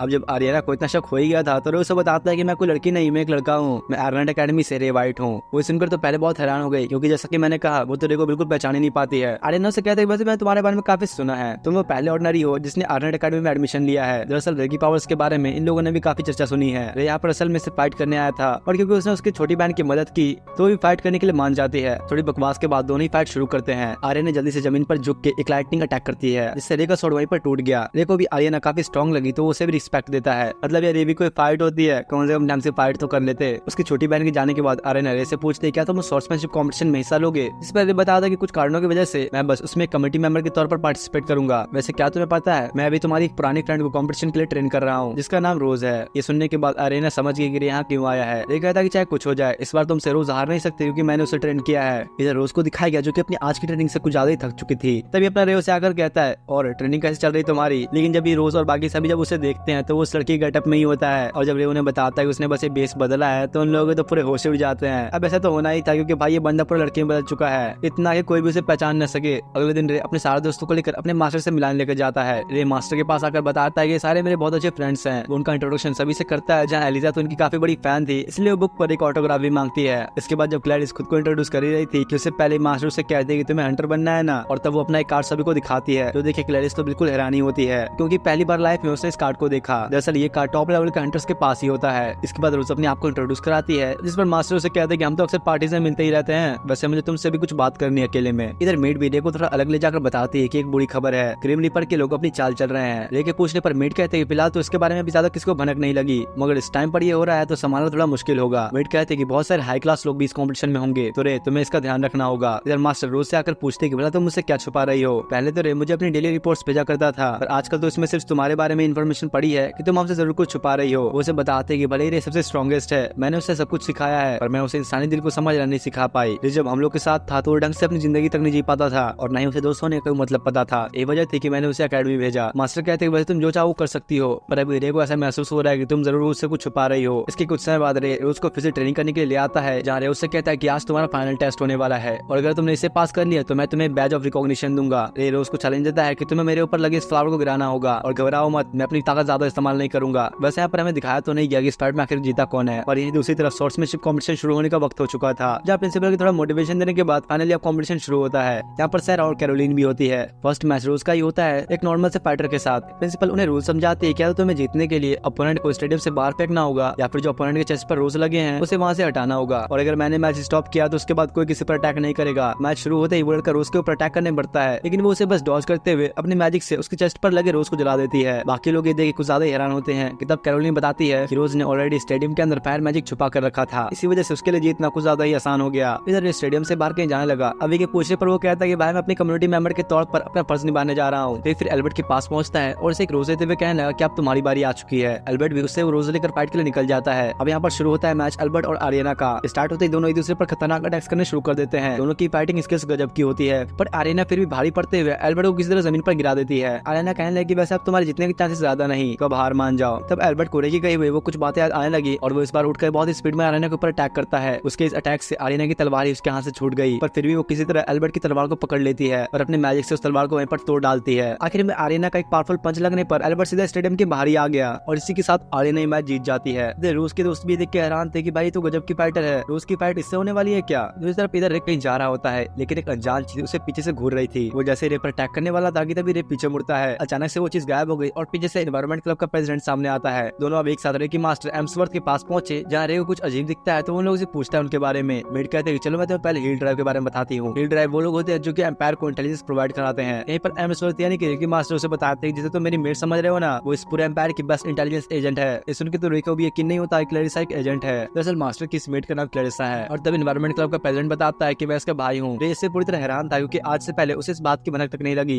तब प्रिंसिपल ने बताते हैं ग्रिम रीपर्स ने इस टूर्नामेंट में दखल दिया है। उन लोगों का ऑब्जेक्टिव है कि वो लोग हाई क्लास के नोबल्स के बच्चों को पकड़कर उन्हें मार दें। वो रे से कहते हैं कि तुम बस अभी उनसे अलर्ट रहना क्योंकि उनका भी मेनली टारगेट स्टूडेंट्स है। और साथ ही क्लैरिसा का छोटा भाई रेक्स एनवायरमेंट क्लब का प्रेसिडेंट स्टूडेंट्स की सिक्योरिटी का इंचार्ज है। तो अगर कुछ भी तुम्हें सस्पिशियस दिखे तो पहले इसे बताना। एम्सवर्थ भी उससे कहती है कि अगर तुम्हें जरूरत पड़े तो तुम इस मिशन में आइस ब्लेड का इस्तेमाल कर सकते हो। ये भी अब डिसाइड कर लेता है कि वो ग्रिम रीपर्स को रूस के बैटल के बीच में बिल्कुल नहीं आने देगा। इसके बाद अगले दिन का टूर्नामेंट दिखाया गया जहाँ सीनियर सेक्शन में मैच चल रहा था और रेबिका भी सीनियर्स के फाइनल पहुंच जाती है। एलिस और क्लैरिस कुछ ज्यादा घबराए हुए थे और रे को बताते हैं कि रोज ने तो खुद कमरे में ही बंद कर लिया, वो बाहर भी नहीं आ रही और न ही हमसे कुछ बात कर रही है। नहीं पर दूसरी तरफ एक दूसरा मैच भी चल रहा था जहाँ पर एक लड़का बस सिर्फ 2 सेकंड्स के अंदर इस मैच को जीत जाता है और ये एक हिस्ट्री क्रिएट कर देने वाला मैच था क्योंकि आज तक किसी ने भी इतना जल्दी मैच नहीं जीता। और वो वहाँ से जाते हुए रे की तरफ देखता है। इसके कुछ समय बाद अब रे अभी कहने पर उससे मिलने जाने लगता है। वो उसके गेट पर जाकर उससे कहता है कि रोज गेट खोलो, तुम्हें मेरी बात सुननी होगी। रे उसे वहाँ पर काफी समझाता है तो आखिर वो गेट खोली देती है। रोज कहते हैं कि मैं तो बस इस वक्त एक रोल पूरा कर रही हूँ रॉयल फैमिली की बेटी होने का। मैं बहुत ही कड़ी मेहनत करने के बाद यहाँ तक पहुंची, लेकिन यही अगर मैं अपनी लाइफ को तुम्हारे पास्ट से कंपेयर करूँ तो मैंने तो कुछ भी तुम्हारा जैसा नहीं किया। रे उसे इस बात पर समझाता है और ऐसे सोचने से मना करता है और इसके बावजूद भी उसे ऐसा लग रहा था कि वो कभी भी आर्यना से नहीं जीत पाएगी। रोज को ऐसा लगता है कि उसके पास जीतने कोई कारण नहीं और वो तो बस पिंजरे में बंद एक चिड़िया की तरह है। रे उसे कहता है तुम्हें सब सोचने की जरूरत नहीं, अपने जीने का मकसद ढूंढो। और साथ ही उसे यहाँ पर बताता है सच कहूँ तो मैं अपनी जिंदगी तुम्हारे साथ बिताना चाहता हूँ। उसके पूछने पर रे कहता है चाहे कुछ हो मैं तुम्हारे साथ कभी नहीं छोड़ने वाला। और आखिर में अभी तक समझाने के बाद फाइनली रोज के दिमाग में उसकी कुछ बात जाती है। वो वहीं पर रे का हाथ पकड़ के सो चुकी थी और उसे वहां से जाने नहीं देती है। तब रे याद करता है कैसे उस दिन उससे फाइट करते वक्त रोज ने अपने आप को ट्रांसफॉर्म कर लिया था। रे को यकीन है कि चाहे कुछ हो जाए, रोज इस मैच को जीतने वाली है। इसके बाद इस कॉम्पिटिशन का फाइनल होते हुए दिखाया जाता है, जहाँ पर फाइट करेंगे आर्यना और रोज। सभी को अगर बता दें कि तुम्हें उसकी चिंता करने की कोई जरूरत नहीं, मैंने उसे समझा दिया और वो इस फाइट में जरूर आएगी। और तब क्लेरिस के पूछने पर रे कहता है कि मैं कल पूरी रात उसके साथ था। ये लोग तो इस समय कुछ और ही सोचने लग जाते हैं। अभी तो कहता है कि मुझे नहीं पता था कि अपना मासूम लड़का इतनी जल्दी मर्द बन जाएगा। दूसरी तरफ क्लेरिस को भागते हुए दिखाया जाता है, जहाँ उसके पीछे वही अजीब सैनिटी होती है। एनवायरमेंट क्लब के प्रेसिडेंट रेक्स को दिखाया गया, जो कि एक लाइट चमकते हुए देखता है। वो अब सारा के पास जाकर काम का बहाना ला के वहाँ से निकल जाता है। इसके बाद वो रे के पास आकर उसे बताता है क्लेरिस के साथ 8 और रॉयल स्टूडेंट्स को किडनैप कर लिया गया है। जो सुनकर अब रे भी उन्हें खोजने की सोचता है और बताता है कि मुझे नीचे से एक डेथ का ऑरा महसूस हो रहा है। इधर अब इस टूर्नामेंट का फाइनल मैच भी शुरू होने वाला था।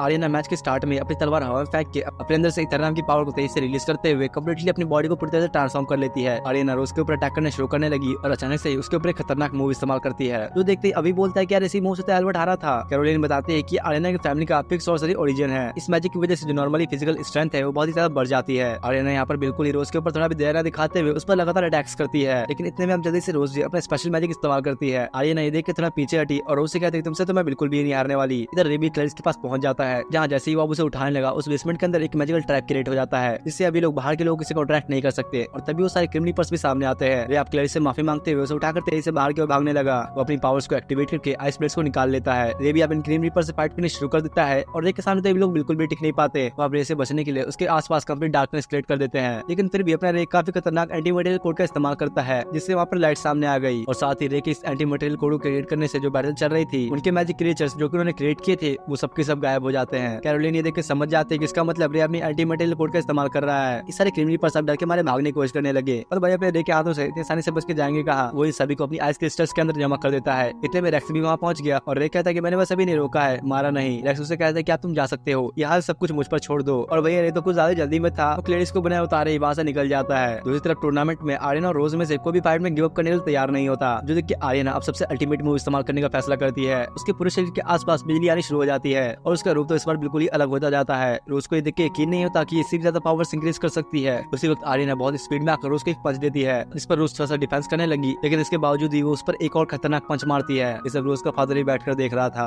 वो अब जमीन पर गिर चुकी थी और आर्यना उसे हार मानने को कहती है। अब यहाँ पर रोज भी वो हार मानी चुकी थी। इतने में रे वहाँ आकर उसे पुकारता है। उसकी आवाज सुनते ही पता नहीं उसके अंदर एक अलग ही जोश बढ़ गया और वो भी अब अपनी पूरी बॉडी को ट्रांसफॉर्म करना शुरू कर देती है। और पूरी तरह से ट्रांसफॉर्म हो जाने के बाद रोज कहती है बेटा आप तो मुझे छूके तो दिखा। वो आर्यना की तरफ घूमते हुए अपने अटैक का इस्तेमाल करती है। उसके अटैक करने के बावजूद भी आर्यना किसी तरह फिर से उस पर अटैक करने लगी, लेकिन वो तो उसके ऊपर अटैक कर ही नहीं पाती और रोज वहाँ से गायब हो जाती है। ऐसा यहाँ पर एक बार नहीं बल्कि कई बार होता है। रोज कहती है मैंने कहा ना तुम मुझे टच नहीं कर सकती। सभी देख के बहुत ही हैरान थे और ये कैरोलिन हर बार की तरह इस बार भी इस अटैक को समझाती है। वो बताती है कि कॉन्सेप्ट है इंटरफेरेंस ओरिजिन का। जहाँ तक मुझे पता है इसमें बटरफ्लाई थ्योरी का भी इस्तेमाल होता है। ये उन अटैक्स में से एक है जिसे स्पेशल सॉर्सर्स इस्तेमाल करते हैं। इसमें अपन जिस बटरफ्लाई पर अटैक करता है वो बटरफ्लाई अपने आप को दूसरे से रिप्लेस कर देती है। इस कारण से इस अटैक के यूजर को कोई टच नहीं कर सकता। इधर इनकी फाइट दिखाई जाती है, जहाँ आर्यना हार मानने को तैयार नहीं थी। उसकी कई कोशिशों के बावजूद भी वो रोज पर एक भी अटैक नहीं कर पाती। उल्टा उसके ऊपर हर बार एक बटरफ्लाई ब्लास्ट होता है और साथ साथ अब तो रोज की हालत भी कुछ ज्यादा खराब होने लगी। ये देखकर समझ जाता है कि रोज ने पावर को ज्यादा इस्तेमाल कर ली। इधर तो यार इसके मुंह से भी खून निकलना शुरू हो गया। पर यार अब भी इन दोनों में से कोई भी हार मानने को तैयार नहीं। दोनों एक दूसरे पर अटैक करने लगे, जहाँ रोज के अटैक से तो आर्यना की शील्ड भी टूट जाती है, लेकिन इन सब के बावजूद भी आर्यना फिर से अटैक करने लगी। धीरे धीरे अब इन दोनों की हालत और भी बुरी हो जाती है। रोज का फादर भी फाइट देख के हैरान था और अब आखिरकार दोनों अपनी फुल पावर में अपना अपना फाइनल अटैक इस्तेमाल कर देते हैं। आर्यना के चेस्ट पर जो फ्लावर था वो अब डिस्ट्रॉय हो जाता है। इसके बाद दिखाया गया कि आर्यना हार चुकी है और रोज की भी हालत अब बहुत ही खराब होती है। यार इन दोनों की अपनी कुछ इमोशनल बातें चलती हैं जो कि इतनी कोई जरूरी बात भी नहीं है। आखिर में आर्यना अब रोज के गले लग जाती है। इससे रोज को याद आता है किसने तो मुझे इस तरह गले लगाया जैसे मुझे बचपन में लगाया करती थी। इतनी लंबी लड़ाई के बाद अब दोनों के बीच काफी अच्छी दोस्ती हो जाती है। हर कोई आज की इस फाइट को देखकर काफी खुश था और यहाँ तक कि रोज का फादर उसके लिए तालियां भी बजाता है। साथ ही अब आर्यना और रोज के फादर के बीच भी इससे अब काफी अच्छी दोस्ती हो जाती है। दूसरी तरफ रोज के पास उसकी हालचाल लेने के लिए आता है। रोज यहाँ पर अब खुश थी कि फाइनली अब ये सब खत्म हुआ, देखिए वो जानलेवा ट्रेनिंग बेकार नहीं गई। उसको यहाँ पर वो बातें भी याद आती है जो रे ने उससे कही थी कि वो हमेशा उसके साथ रहना चाहता है। वो तो ये सोचकर शर्मा ही जाती है कि क्या सच में रे उससे प्यार करता है। रोज उससे पूछते कि वैसे क्या तुम्हें पता था कि मेरी पावर्स क्या है, जिस पर रे उसे बताता है कि मुझे उन पावर्स के बारे में अच्छे से पता तो नहीं था, पर तुम्हारी ट्रेनिंग के वक्त मुझे पता लग गया था कि तुम्हारे अंदर कुछ अलग पावर्स हैं। रे उसे अब आज की इस जीत के लिए बता देता है। इसके बाद अब दिखाया जाता है कि रे और उसके सारे दोस्त उस टूर्नामेंट के फाइनल राउंड को देखने जा रहे हैं। अगर तुम लोग को याद हो तो कैरोलिन ने हमें ये बताया था कि ये टूर्नामेंट 3 हिस्सों में बटा हुआ है, जिसमें फर्स्ट ईयर के स्टूडेंट्स, सेकंड ईयर के स्टूडेंट्स और थर्ड ईयर के सीनियर स्टूडेंट्स भी पार्ट लेंगे। तो अभी रूस की जो फाइट हुई थी वो सेकंड ईयर के टूर्नामेंट की फाइट थी और रेबिका थर्ड ईयर की स्टूडेंट है जो कि सबसे सीनियर है। तो अभी उसका फाइनल मैच होने वाला है। रेबिका का यहाँ पर अपोनेंट वो मिस्टीरियस इंसान है जिसने की लास्ट टाइम सिर्फ 2 सेकंड्स के अंदर ही अपनी फाइट जीत ली थी और इसका नाम ल्यूकस है। रे नोटिस करता है कि इस फाइट को देखने तो रेबिका की छोटी बहन भी आई है। दोनों की फाइट अब शुरू होती है, पर पता नहीं यहाँ पर आखिर होता क्या है। रेबिका इस फाइट की शुरुआत में कहीं खोसी गई और वहीं दूसरी तरफ तरफ लूकस एक बहुत ही अजीब अटैक करता है, जिससे काला धुआं निकल कर रेबेका के ऊपर आके उसे कवर करने लगा, और जैसे ही धुआं गायब होता है तो उसके चेस्ट पर लगा रोज भी साथ में डिस्ट्रॉय हो जाता है। इसके बाद लूकस अब अपने फाइनल अटैक का इस्तेमाल करता है, जिससे पता नहीं कैसे पर इसने रेबेका को हरा दिया। किसी को भी ये देख के अपनी आंखों पर यकीन नहीं होता। लूकस जब वापस जाने लगा तो वो सामने रे को देखता है। पूरे से कहता है, तो तुम ही हो ना अभी के आइस ब्लेड सॉर्सरर, सुना है मैंने काफी तुम्हारे बारे में।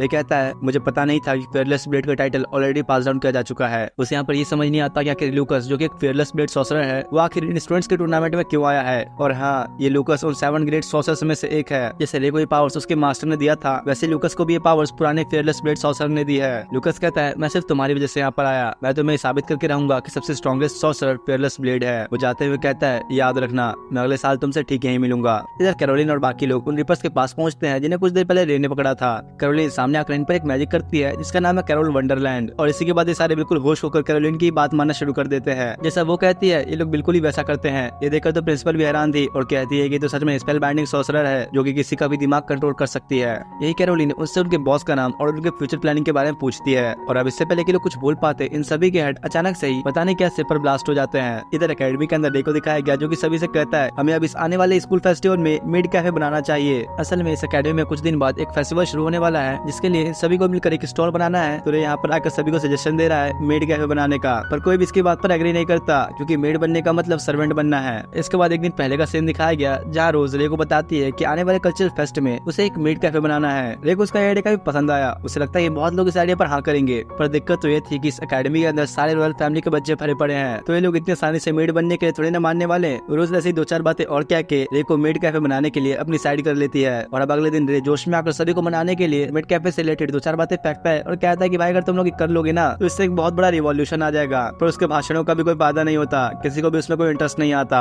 अब तभी कैरोलिन एक मेड की ड्रेस पहन के वहाँ पर आती है, जिसके बाद तो सभी इसके लिए हाँ कर देते हैं। लड़के तो लड़के, पर भाई लड़कियां भी यहाँ पर कैरोलिन के ऊपर फिदा हो रही हैं। रे और रोज तो इससे काफी खुश होते हैं कि चलो जो भी हो अपना काम तो हो गया। तभी उनके पास सारा आके उन्हें बताती है कि रेबेका की एंगेजमेंट हो चुकी है। और इसी के बाद रेबेका को एक लड़के के साथ दिखाया जाता है जहाँ पर इस लड़के का नाम इवान है। यहाँ एक पास्ट का सीन भी दिखाया गया जहाँ पर इवान रेबेका के फादर से एक कॉन्ट्रैक्ट बनाता है कि आपसे जो मैं बोलूंगा वही होगा। वहीं दूसरी तरफ एक और बंदे को दिखाया गया जो किसी के अंदर से एक सोल खींचकर निकालता है। साथ ही यहाँ पर उसके जैसा एक दूसरा इंसान भी था जो कि उसका ब्रेन निकाल लेता है। उनमें से एक पूछता है कि वैसे भला यह है कौन जिसे हम मार रहे हैं, तो दूसरा वाला उसे बताता है कि एक असैसिन है। वो कहता है कि हमारे ऑर्गेनाइजेशन में कोई भी ढंग के लोग नहीं, जल्दी से जल्दी हमें एक वेसल खोजना होगा। यहाँ ये लोग आपस में किसी लड़की के बारे में बात कर रहे थे जिससे अब ये लोग अपना वेसल बनाने वाले हैं। इसी के बाद रेबेका को दिखाया गया जिसकी आइज येलो हो चुकी है और साथ ही उसकी आंखों से खून भी निकल रहा था। अगले दिन रेबेका के पास आकर उसे उसके एंगेजमेंट के लिए कांग्रेचुलेशंस कहता है, जिस पर वो उसे कहते हैं कि चिंता मत करो, मैं इतनी जल्दी एकेडमी से नहीं जा रही, ग्रेजुएशन होने तक मैं एकेडमी विजिट करती रहूंगी। रेबेका रे से हाथ मिलाते हुए कहती है, मैं तुमसे आगे और भी बहुत कुछ सीखना चाहती हूँ। इसके बाद रे और स्कूल के बाकी सारे स्टूडेंट्स फेस्टिवल के लिए स्कूल के डेकोरेशन में बिजी हो जाते हैं। सब यहाँ पर बड़ा ही मिलजुल कर काम कर रहे थे, जो देखकर अभी आकर रे से कहता है कि देख भाई तेरी बातें असर कर गई सबको। इसके बाद रे सैरा के पास आने वाले फेस्टिवल की परमिशन लेने के लिए आता है। उसको तो इस बात पर यकीन ही नहीं होता कि रे ने सारे रॉयल फैमिली के बच्चों को मेड बनने के लिए मना लिया। रे उससे पूछता है कि वैसे अभी बाकी के काउंसिल मेंबर्स आखिर कहाँ गायब हैं। सैरा को भी लगा ही था कि रे जरूर ये चीज नोटिस कर लेगा। वो रेबेका से पूछती है क्या मैं से वो बता दूं, और तब रेबेका रे से कहती है कि दरअसल ये सब हुआ मेरे एंगेजमेंट की वजह से। सैरा बताती है कि स्टूडेंट कमेटी के जो कॉर्निया है उसका एंगेजमेंट होने वाला था इवान से, पर अब क्योंकि उसकी एंगेजमेंट रेबेका के साथ हो चुकी है तो उसे ऐसा लगता है कि रेबेका ने जानबूझ के उसके होने वाला हस्बैंड उससे छीन लिया और बाकी के स्टूडेंट्स भी उसी को सपोर्ट कर रहे थे, इसलिए उन लोगों ने इस कमेटी को छोड़ दिया। रे को सुनकर अच्छा नहीं लगता तो रेबेका से कहता है कि मैं आप लोगों की मदद करूंगा। अब जब वहाँ से बाहर निकलता है तो सैरा भागते हुए उसके पीछे आती है और रे को बताती है कि अभी जो रेबेका की एंगेजमेंट हुई है इससे पक्का कुछ न कुछ तो गड़बड़ है, क्योंकि इन लोगों की एंगेजमेंट हो तो गई लेकिन किसी को भी इनके बीच के रिलेशनशिप के बारे में पता नहीं था। वैसे भी रेबेका की फैमिली टॉप 3 फैमिलीज में से एक है, तो ये चीज तो बिल्कुल ही इम्पॉसिबल है। सैरा कहते हैं कि मुझे इवान कोई अच्छा इंसान नहीं लग रहा, कुछ तो ऐसा है जिससे हम लोग अभी अनजान है। वो रे से रेबेका का ध्यान रखने के लिए रिक्वेस्ट करती है और अब सीधा रे इसके बाद आता है अपनी मास्टर के पास। देखिए सारी बातें बताने पर एम्सवर्थ अपनी मेड से पूछती है क्या तुम्हें लगता है इस इवान में कुछ गलत है क्या, जिस पर वो कहते हैं कि इवान तो काफी हाई क्लास फैमिली से है तो मुझे नहीं लगता कि इसमें कुछ दिक्कत वाली बात है। एम्सवर्थ कहती है कि वैसे मुझे नहीं लगता कि रेबेका की एंगेजमेंट इतनी जल्दी होनी चाहिए थी, तुम चिंता मत करो हम इस पर इन्वेस्टिगेशन करेंगे। इसके बाद रेबेका को दिखाया गया जिससे रे के पास की कुछ मेमोरीज आती है। वो जब जाने लगी तो उसकी छोटी बहन मारियाना उसके पास आकर उससे पूछती है क्या तुम अपनी इस एंगेजमेंट से खुश हो। रेबेका कहती है कि वैसे भी इससे क्या ही फर्क पड़ता है, आखिर में मैं टॉप 3 फैमिलीज में से एक की सबसे बड़ी बेटी हूँ तो मुझे तो अपनी फैमिली के ऑर्डर्स मानने ही होंगे। ये कहकर रेबेका वहाँ से निकल जाती है और अपने रूम में आकर काफी रोती है। अब यहाँ पर इसके बाद रेबेका की छोटी बहन का बचपन दिखाया गया जहाँ पर पता नहीं क्यों पर लोग इसे चिढ़ाते ही रहते हैं, लेकिन वही रेबेका अपनी बहन को हमेशा संभालती और उसे हर चीज में सपोर्ट किया करती। और इसी के बाद मारियाना अपने कानों में पिन लगा लेती है। उसकी मॉम उसे डांटने लगी क्योंकि वो एक टॉप रॉयल फैमिली की बेटी है, ये सब चीजें इन्हें शोभा नहीं देती।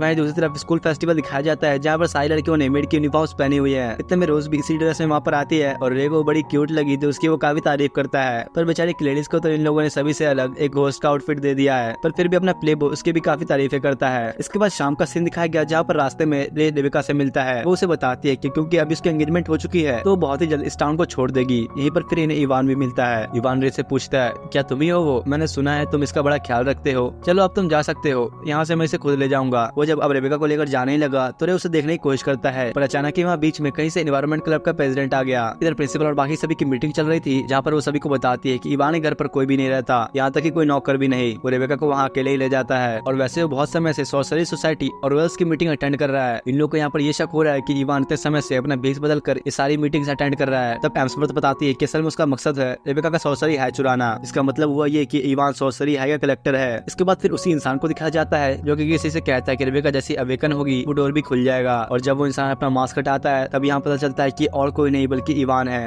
इधर यहाँ इवान रेबेका को अपने घर में लाके उसकी आइज लेने की कोशिश करता है, लेकिन वो उसे रोकती है। इवान हंसते हुए कहता है कि शायद तुम्हें पता नहीं, पर ये तुम्हारी फैमिली का डिसीजन है। तुम्हारे फादर ने टॉप फैमिलीज में सबसे टॉप पे जाने के लिए ऑलरेडी मुझसे कॉन्टेक्ट बना लिया है। इवान उससे कहता है कि अगर तुम चाहो तो उसके लिए मना कर सकती हो, लेकिन फिर मैं तुम्हारी छोटी बहन की जान की गारंटी नहीं दे सकता। अचानक ही अब जब रेबेका की आंख खुलती है तो वो उस जगह पर आ चुकी थी जहाँ पर रे ने अपने पुराने साथी हार्वर्ड को खोया था। रे यहाँ पर हार्वर्ड को लगातार हील करने की कोशिश करता है, जिस पर उसकी मास्टर एम्सवर्थ कहती है कि आखिर तुम कर क्या रहे हो, वो जिंदा नहीं है अब। लेकिन रे फिर भी उसकी बात नहीं सुनता तो एम्सवर्थ आकर उसे एक थप्पड़ मारती है और उसे वहाँ से ले जाने लगी। असल में सब चीजें रेबेका सोते हुए देख रही थी। इसके बाद अगले दिन वो बैठ के पिछली रात के बारे में ही सोच रही थी। उसे थोड़ा ऐसा लगता है कि उसने जिसे देखा वो छोटा बच्चा रे ही था। इधर रे जब बाहर आता है तो वो देखता है कि रेबेका की छोटी बहन मारियाना उससे मिलने आई है। बातों बातों में मारियाना उससे कहती है कि मुझे तुमसे एक मदद चाहिए। दोनों के बीच ऐसी यहाँ पर थोड़ी और भी बातें होती है, जिसके बाद तो मारियाना का दिल भी रे के ऊपर फिदा हो गया। अब इसके बाद रात में रे और रवि को दिखाया गया जहाँ अभी रे से पूछता है कि क्या हुआ, इतनी रात हो गई अभी तक तुम सोए नहीं। रे उसे बताता है कि वो अभी किताब पढ़ रहा है लूना एडल्ट्स की। रे उसे कहता है तुम्हें भी स्टोरी पढ़नी चाहिए, लूना बहुत अच्छी स्टोरीज लिखती है, जहाँ पर वो ह्यूमंस के छोटे से छोटे चेंज ऑफ इमोशंस के बारे में बताती है। जिस पर अभी उसे कहता है कि चलो बता ही दो क्या स्टोरी है इसकी।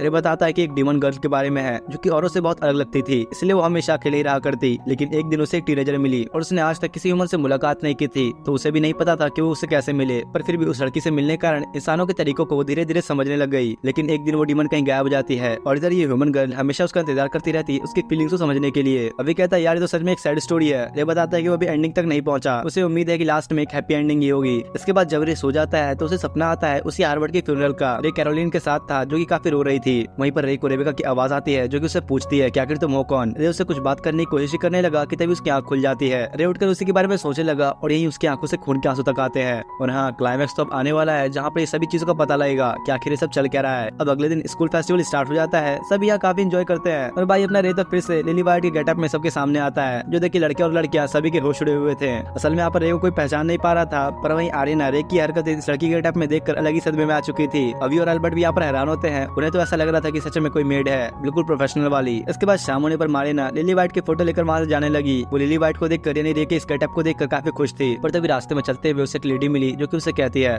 तुम चुपचाप चलते हुए मेरे साथ आ जाओ अगर अपनी बहन की सलामती चाहती हो तो। दूसरी तरफ यहाँ पर प्रिंसिपल के सामने चिल्लाते हुए कहता है क्या सच में रेबेका मारी जाने वाली है। मास्टर उसे कहते हैं कि देखो ऐसा तब होगा जब चीजें ऐसी चलती रही, पर रे अभी तुम हो तो ये सब रोकने के लिए। इतने में रेबेका का फादर उनके पास आकर उनसे अपनी बेटी को बचाने के लिए रिक्वेस्ट करता है। इसके बाद अब इवान और उसके साथियों को दिखाया जाता है जहाँ वो लोग कहते हैं कल फुल मून है और कल 1 करोड़ उठने वाला है। इस पर दूसरा वाला कहता है मुझे तो किसी बात से फर्क नहीं पड़ता, मुझे तो बस अब उस आइसब्लेड सॉसर को खाना है। इधर प्रिंसिपल और बाकी लोग आपस में बात करते हैं कि जल्दी हमें तैयारी शुरू करनी होगी क्योंकि अब चीजें और भी बिगड़ने वाली हैं। अगले दिन फिर से लिली वाइट वाले गेटअप में ही होता है जहाँ पर वो आज हमेशा की तरह मारियाना को कुछ मैजिक ट्रिक्स करके दिखाता है। मारियाना लिली से कहती है कि आज मैं बहुत ही मुश्किल काम करने जा रही हूँ। दूसरी तरफ रेबेका कहीं जा रही थी पर तब उसके सामने इवान आता है। वो यहाँ पर रेबेका को अपने साथ लेकर अचानक ही गायब हो जाता है। यही इधर मारियाना लिली को इतने सारे अच्छे मेमोरीज देने के लिए शुक्रिया करके वहाँ से निकल जाती है, जो देख के रेबी अब रोज से कहता है मुझे वहाँ से जाना होगा और वो भी मारियाना का पीछे पीछे वहाँ से निकल जाता है। वहीं दूसरी तरफ इवान को दिखाया गया जो कि किसी अजीब जगह पर रेबेका को लेकर आ चुका था। वो उससे कहता है चलो तैयार हो जाओ अब तुम खत्म होने वाली हो। इवान यहाँ पर एक मैजिक बैरियर भी क्रिएट कर लेता है। दूसरी तरफ इवान के बाकी सारे साथी एक जगह पर काफी सारे मॉन्स्टर्स इकट्ठा कर लेते हैं, लेकिन तभी यहाँ पर रे उसी लिली वाइट वाले गेटअप में पहुंचता है। वो आते ही अब इन सारे मॉन्स्टर्स को मारना शुरू करता है, पर जैसे ही अब उन्हें खत्म करने लगा तो कुछ मॉन्स्टर्स एक साथ मिलकर उस पर अटैक करते हैं, लेकिन तभी बीच में रोज आकर उसे बचा लेती है। लेकिन आप सारे के सारे दोस्त भी आ चुके थे और रोज उसे कहती है कि अब हमारा टाइम है तुम्हें प्रोटेक्ट करने का। वहीं इधर इवान के पास रेबेका सोच रही थी कि सब चल क्या रहा है, और भाई अब रे की तरह मारिना भी किसी तरह रेबेका के पास पहुंच चुकी थी। दूसरी तरफ रे और उसके सभी साथी मिलकर अब इन सभी मॉन्स्टर्स को मारना शुरू करते हैं। इवान का वो साथी भी अचानक से आकर रोज के ऊपर अटैक करने की कोशिश करता है, लेकिन उसी वक्त रोज को बचाने के लिए उसके बीच में रे आ जाता है। उसका साथी उससे कहता है कि यार इन बच्चों को छोड़ो और ऊपर जाओ। ये देखिए रे और उसके दोस्त भी उससे कहते हैं जल्दी से तुम ऊपर की तरफ जाओ, चिंता मत करो, हम तुमसे कोई सवाल नहीं पूछने वाले। रे अब इन सभी मॉन्स्टर्स की जिम्मेदारी अपने दोस्तों पर छोड़ देता है और अपने नॉर्मल रूप में आकर इन सभी को थैंक्स कहता है। तो वो लोग उसे कहते हैं कि अरे यार तुम अपनी वॉइस तो ठीक कर लो पहले। रे को जाते हुए याद आता है ये कैसे रेबेका के फादर ने उसे बताया था कि उनकी फैमिली पर एक कर्ज लगा है और 100 सालों में उनके परिवार में एक क्रूएट्स अपीयर होता है, एक ऐसा नाम जो कि किसी इंसान को बहुत ज्यादा फाइटिंग और ब्लड लॉस के कारण मिलता है। और अभी सिचुएशन ये है कि रेबेका भी क्रूएट्स बन सकती है और उसको उस रूप में आने में अभी थोड़ा टाइम है। असल में वो अपनी पावर्स को ढंग से कंट्रोल नहीं कर पाती और अगर ऐसा ही चलता रहा तो रेबेका 20 की उम्र से पहले ही मर जाएगी। साथ ही यहाँ पर भी पता चलता है कि मारिना की भी व्हाइट बॉडी और रेड आइज इसी कारण से है क्योंकि रेबेका एक क्रूएट्स है और वो उसके ब्लड का इफेक्ट है। इसी वजह से ऐसा भी हो सकता है कि मारिना भी इवॉल्व कर जाए और ज्यादा समय तक न जी पाए। दूसरी तरफ यहाँ पर रेबेका और मारिना इवान के साथ होती है, लेकिन तब वहाँ पर उसके ग्रुप के 2 और लोग आते हैं और यहाँ ये रिवील होता है जिसने अब तक इवान का रूप ले रखा था वो कोई व्हाइट लेडी होती है जो कि कुछ देर पहले मारिना को मिली थी।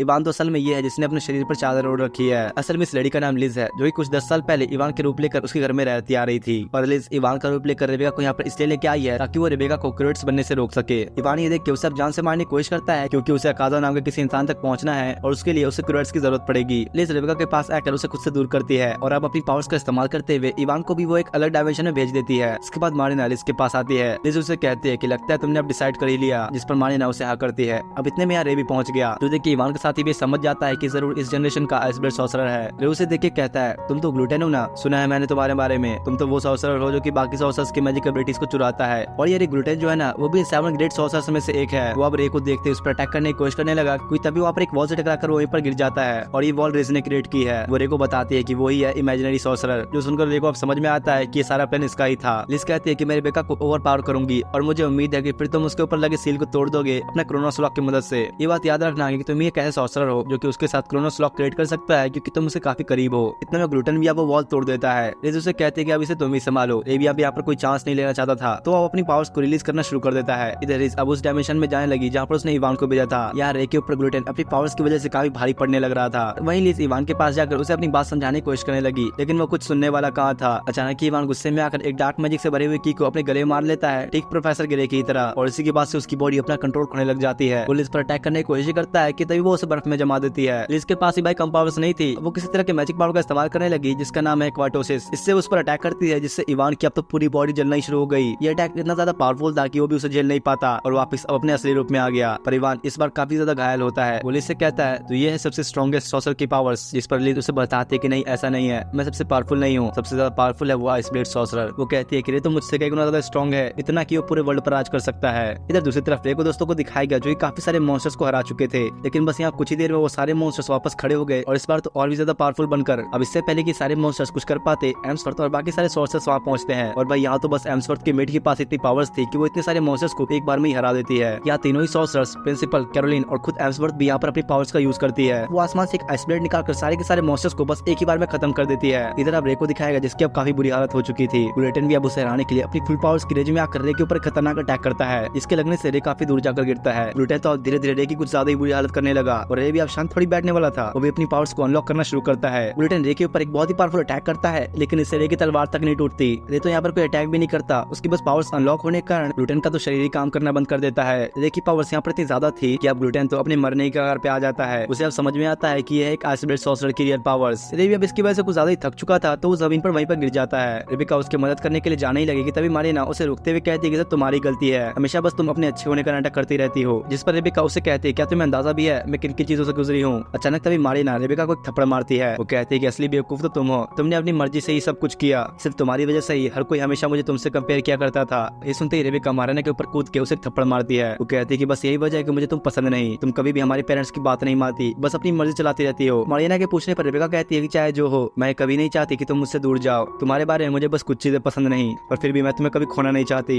अचानक तभी अब रेबेका ग्लो करने लगी, यानी कि अब उसकी बॉडी ओवरराइड कर रही है। इससे अब उसकी बॉडी क्रूएट्स की फॉर्म लेना शुरू कर देगी। रे भी अब उसे देखता है और इतने में लिज भी इवान की बॉडी लेकर वहाँ पहुंच गई। रे उससे पूछता है क्या तुम इसे जानती थी, जिस पर लिज उसे बताते हैं कि इवान एक ऐसा इंसान है जो कि डिमोनिक पावर्स के सामने अपनी इंसानियत खो चुका है। रियलिटी असल में कभी वैसी नहीं होती जैसा हम चाहते हैं। तभी अब यहाँ पर रे के सारे दोस्त पहुंच गए। वो लोग अंदर जाने ही लगेगी तभी एम्सवर्थ उन्हें रोकती है। वो उन्हें कहती है कि रेबेका का अब ओवरहीट शुरू हो चुका है तो आगे मत जाओ। लेकिन ये दूसरी तरफ बिना डरे उस ओवरहीट के अंदर चला जाता है। अंदर जाके मारिना को तसल्ली देते हुए उससे बाहर जाने के लिए कहता है। वो अब जैसे रेबेका के पास आया तो वो उससे कहती है कि मैंने मारिना को काफी बुरी चीजें कही हैं जो कि मुझे नहीं कहनी चाहिए थी और शायद मुझे लगता है कि आप तुम भी मुझे पसंद नहीं करते होगे। जिस पर रेव से कहता है कि ऐसा कुछ भी नहीं है, मेरे दिल में तुम्हारे लिए भी बहुत रिस्पेक्ट है और मारिना ने भी तुमसे हमेशा बहुत प्यार किया है। रेव उसके सर के साथ अपना सर लगाते हुए कहता है क्रोनस लॉक। और अब रेबेका ये कहते हैं रेबेका का ओवरहीट अब खत्म हो जाता है। साथ ही अब ये बात रेबेका के फादर को भी पता चलती है कि उसकी बेटी अब सेफ है और वो इसके लिए रेका शुक्रिया भी करता है। इसके कुछ देर बाद रेबेका को दिखाया जाता है जो कि यहाँ रे के इंतजार कर रही थी। रोज उसके पास आकर उससे कहती है वैसे अब तुम रे के कुछ ज्यादा ही करीब होने की कोशिश करने लगी हो। रेबेका उसे कहती है कि हाँ ये तो होगा ही ना क्योंकि रे मुझे पसंद करता है। और अब तो भाई रेबेका का भी दिल आ चुका है अपने रे पे। यही लोग भी थोड़ा इसी बात की बहस करने लग जाते हैं और आखिर में हाथ मिलाकर दोनों एक दूसरे को चैलेंज देते हैं कि चलो देखते हैं रे किसका होगा। इतने में अब एलिस और क्लेरिस भी आ गए और अब इस चैलेंज में ये भी शामिल हो चुके हैं और अब इन चारों का मकसद यही है कि रे किसका होगा।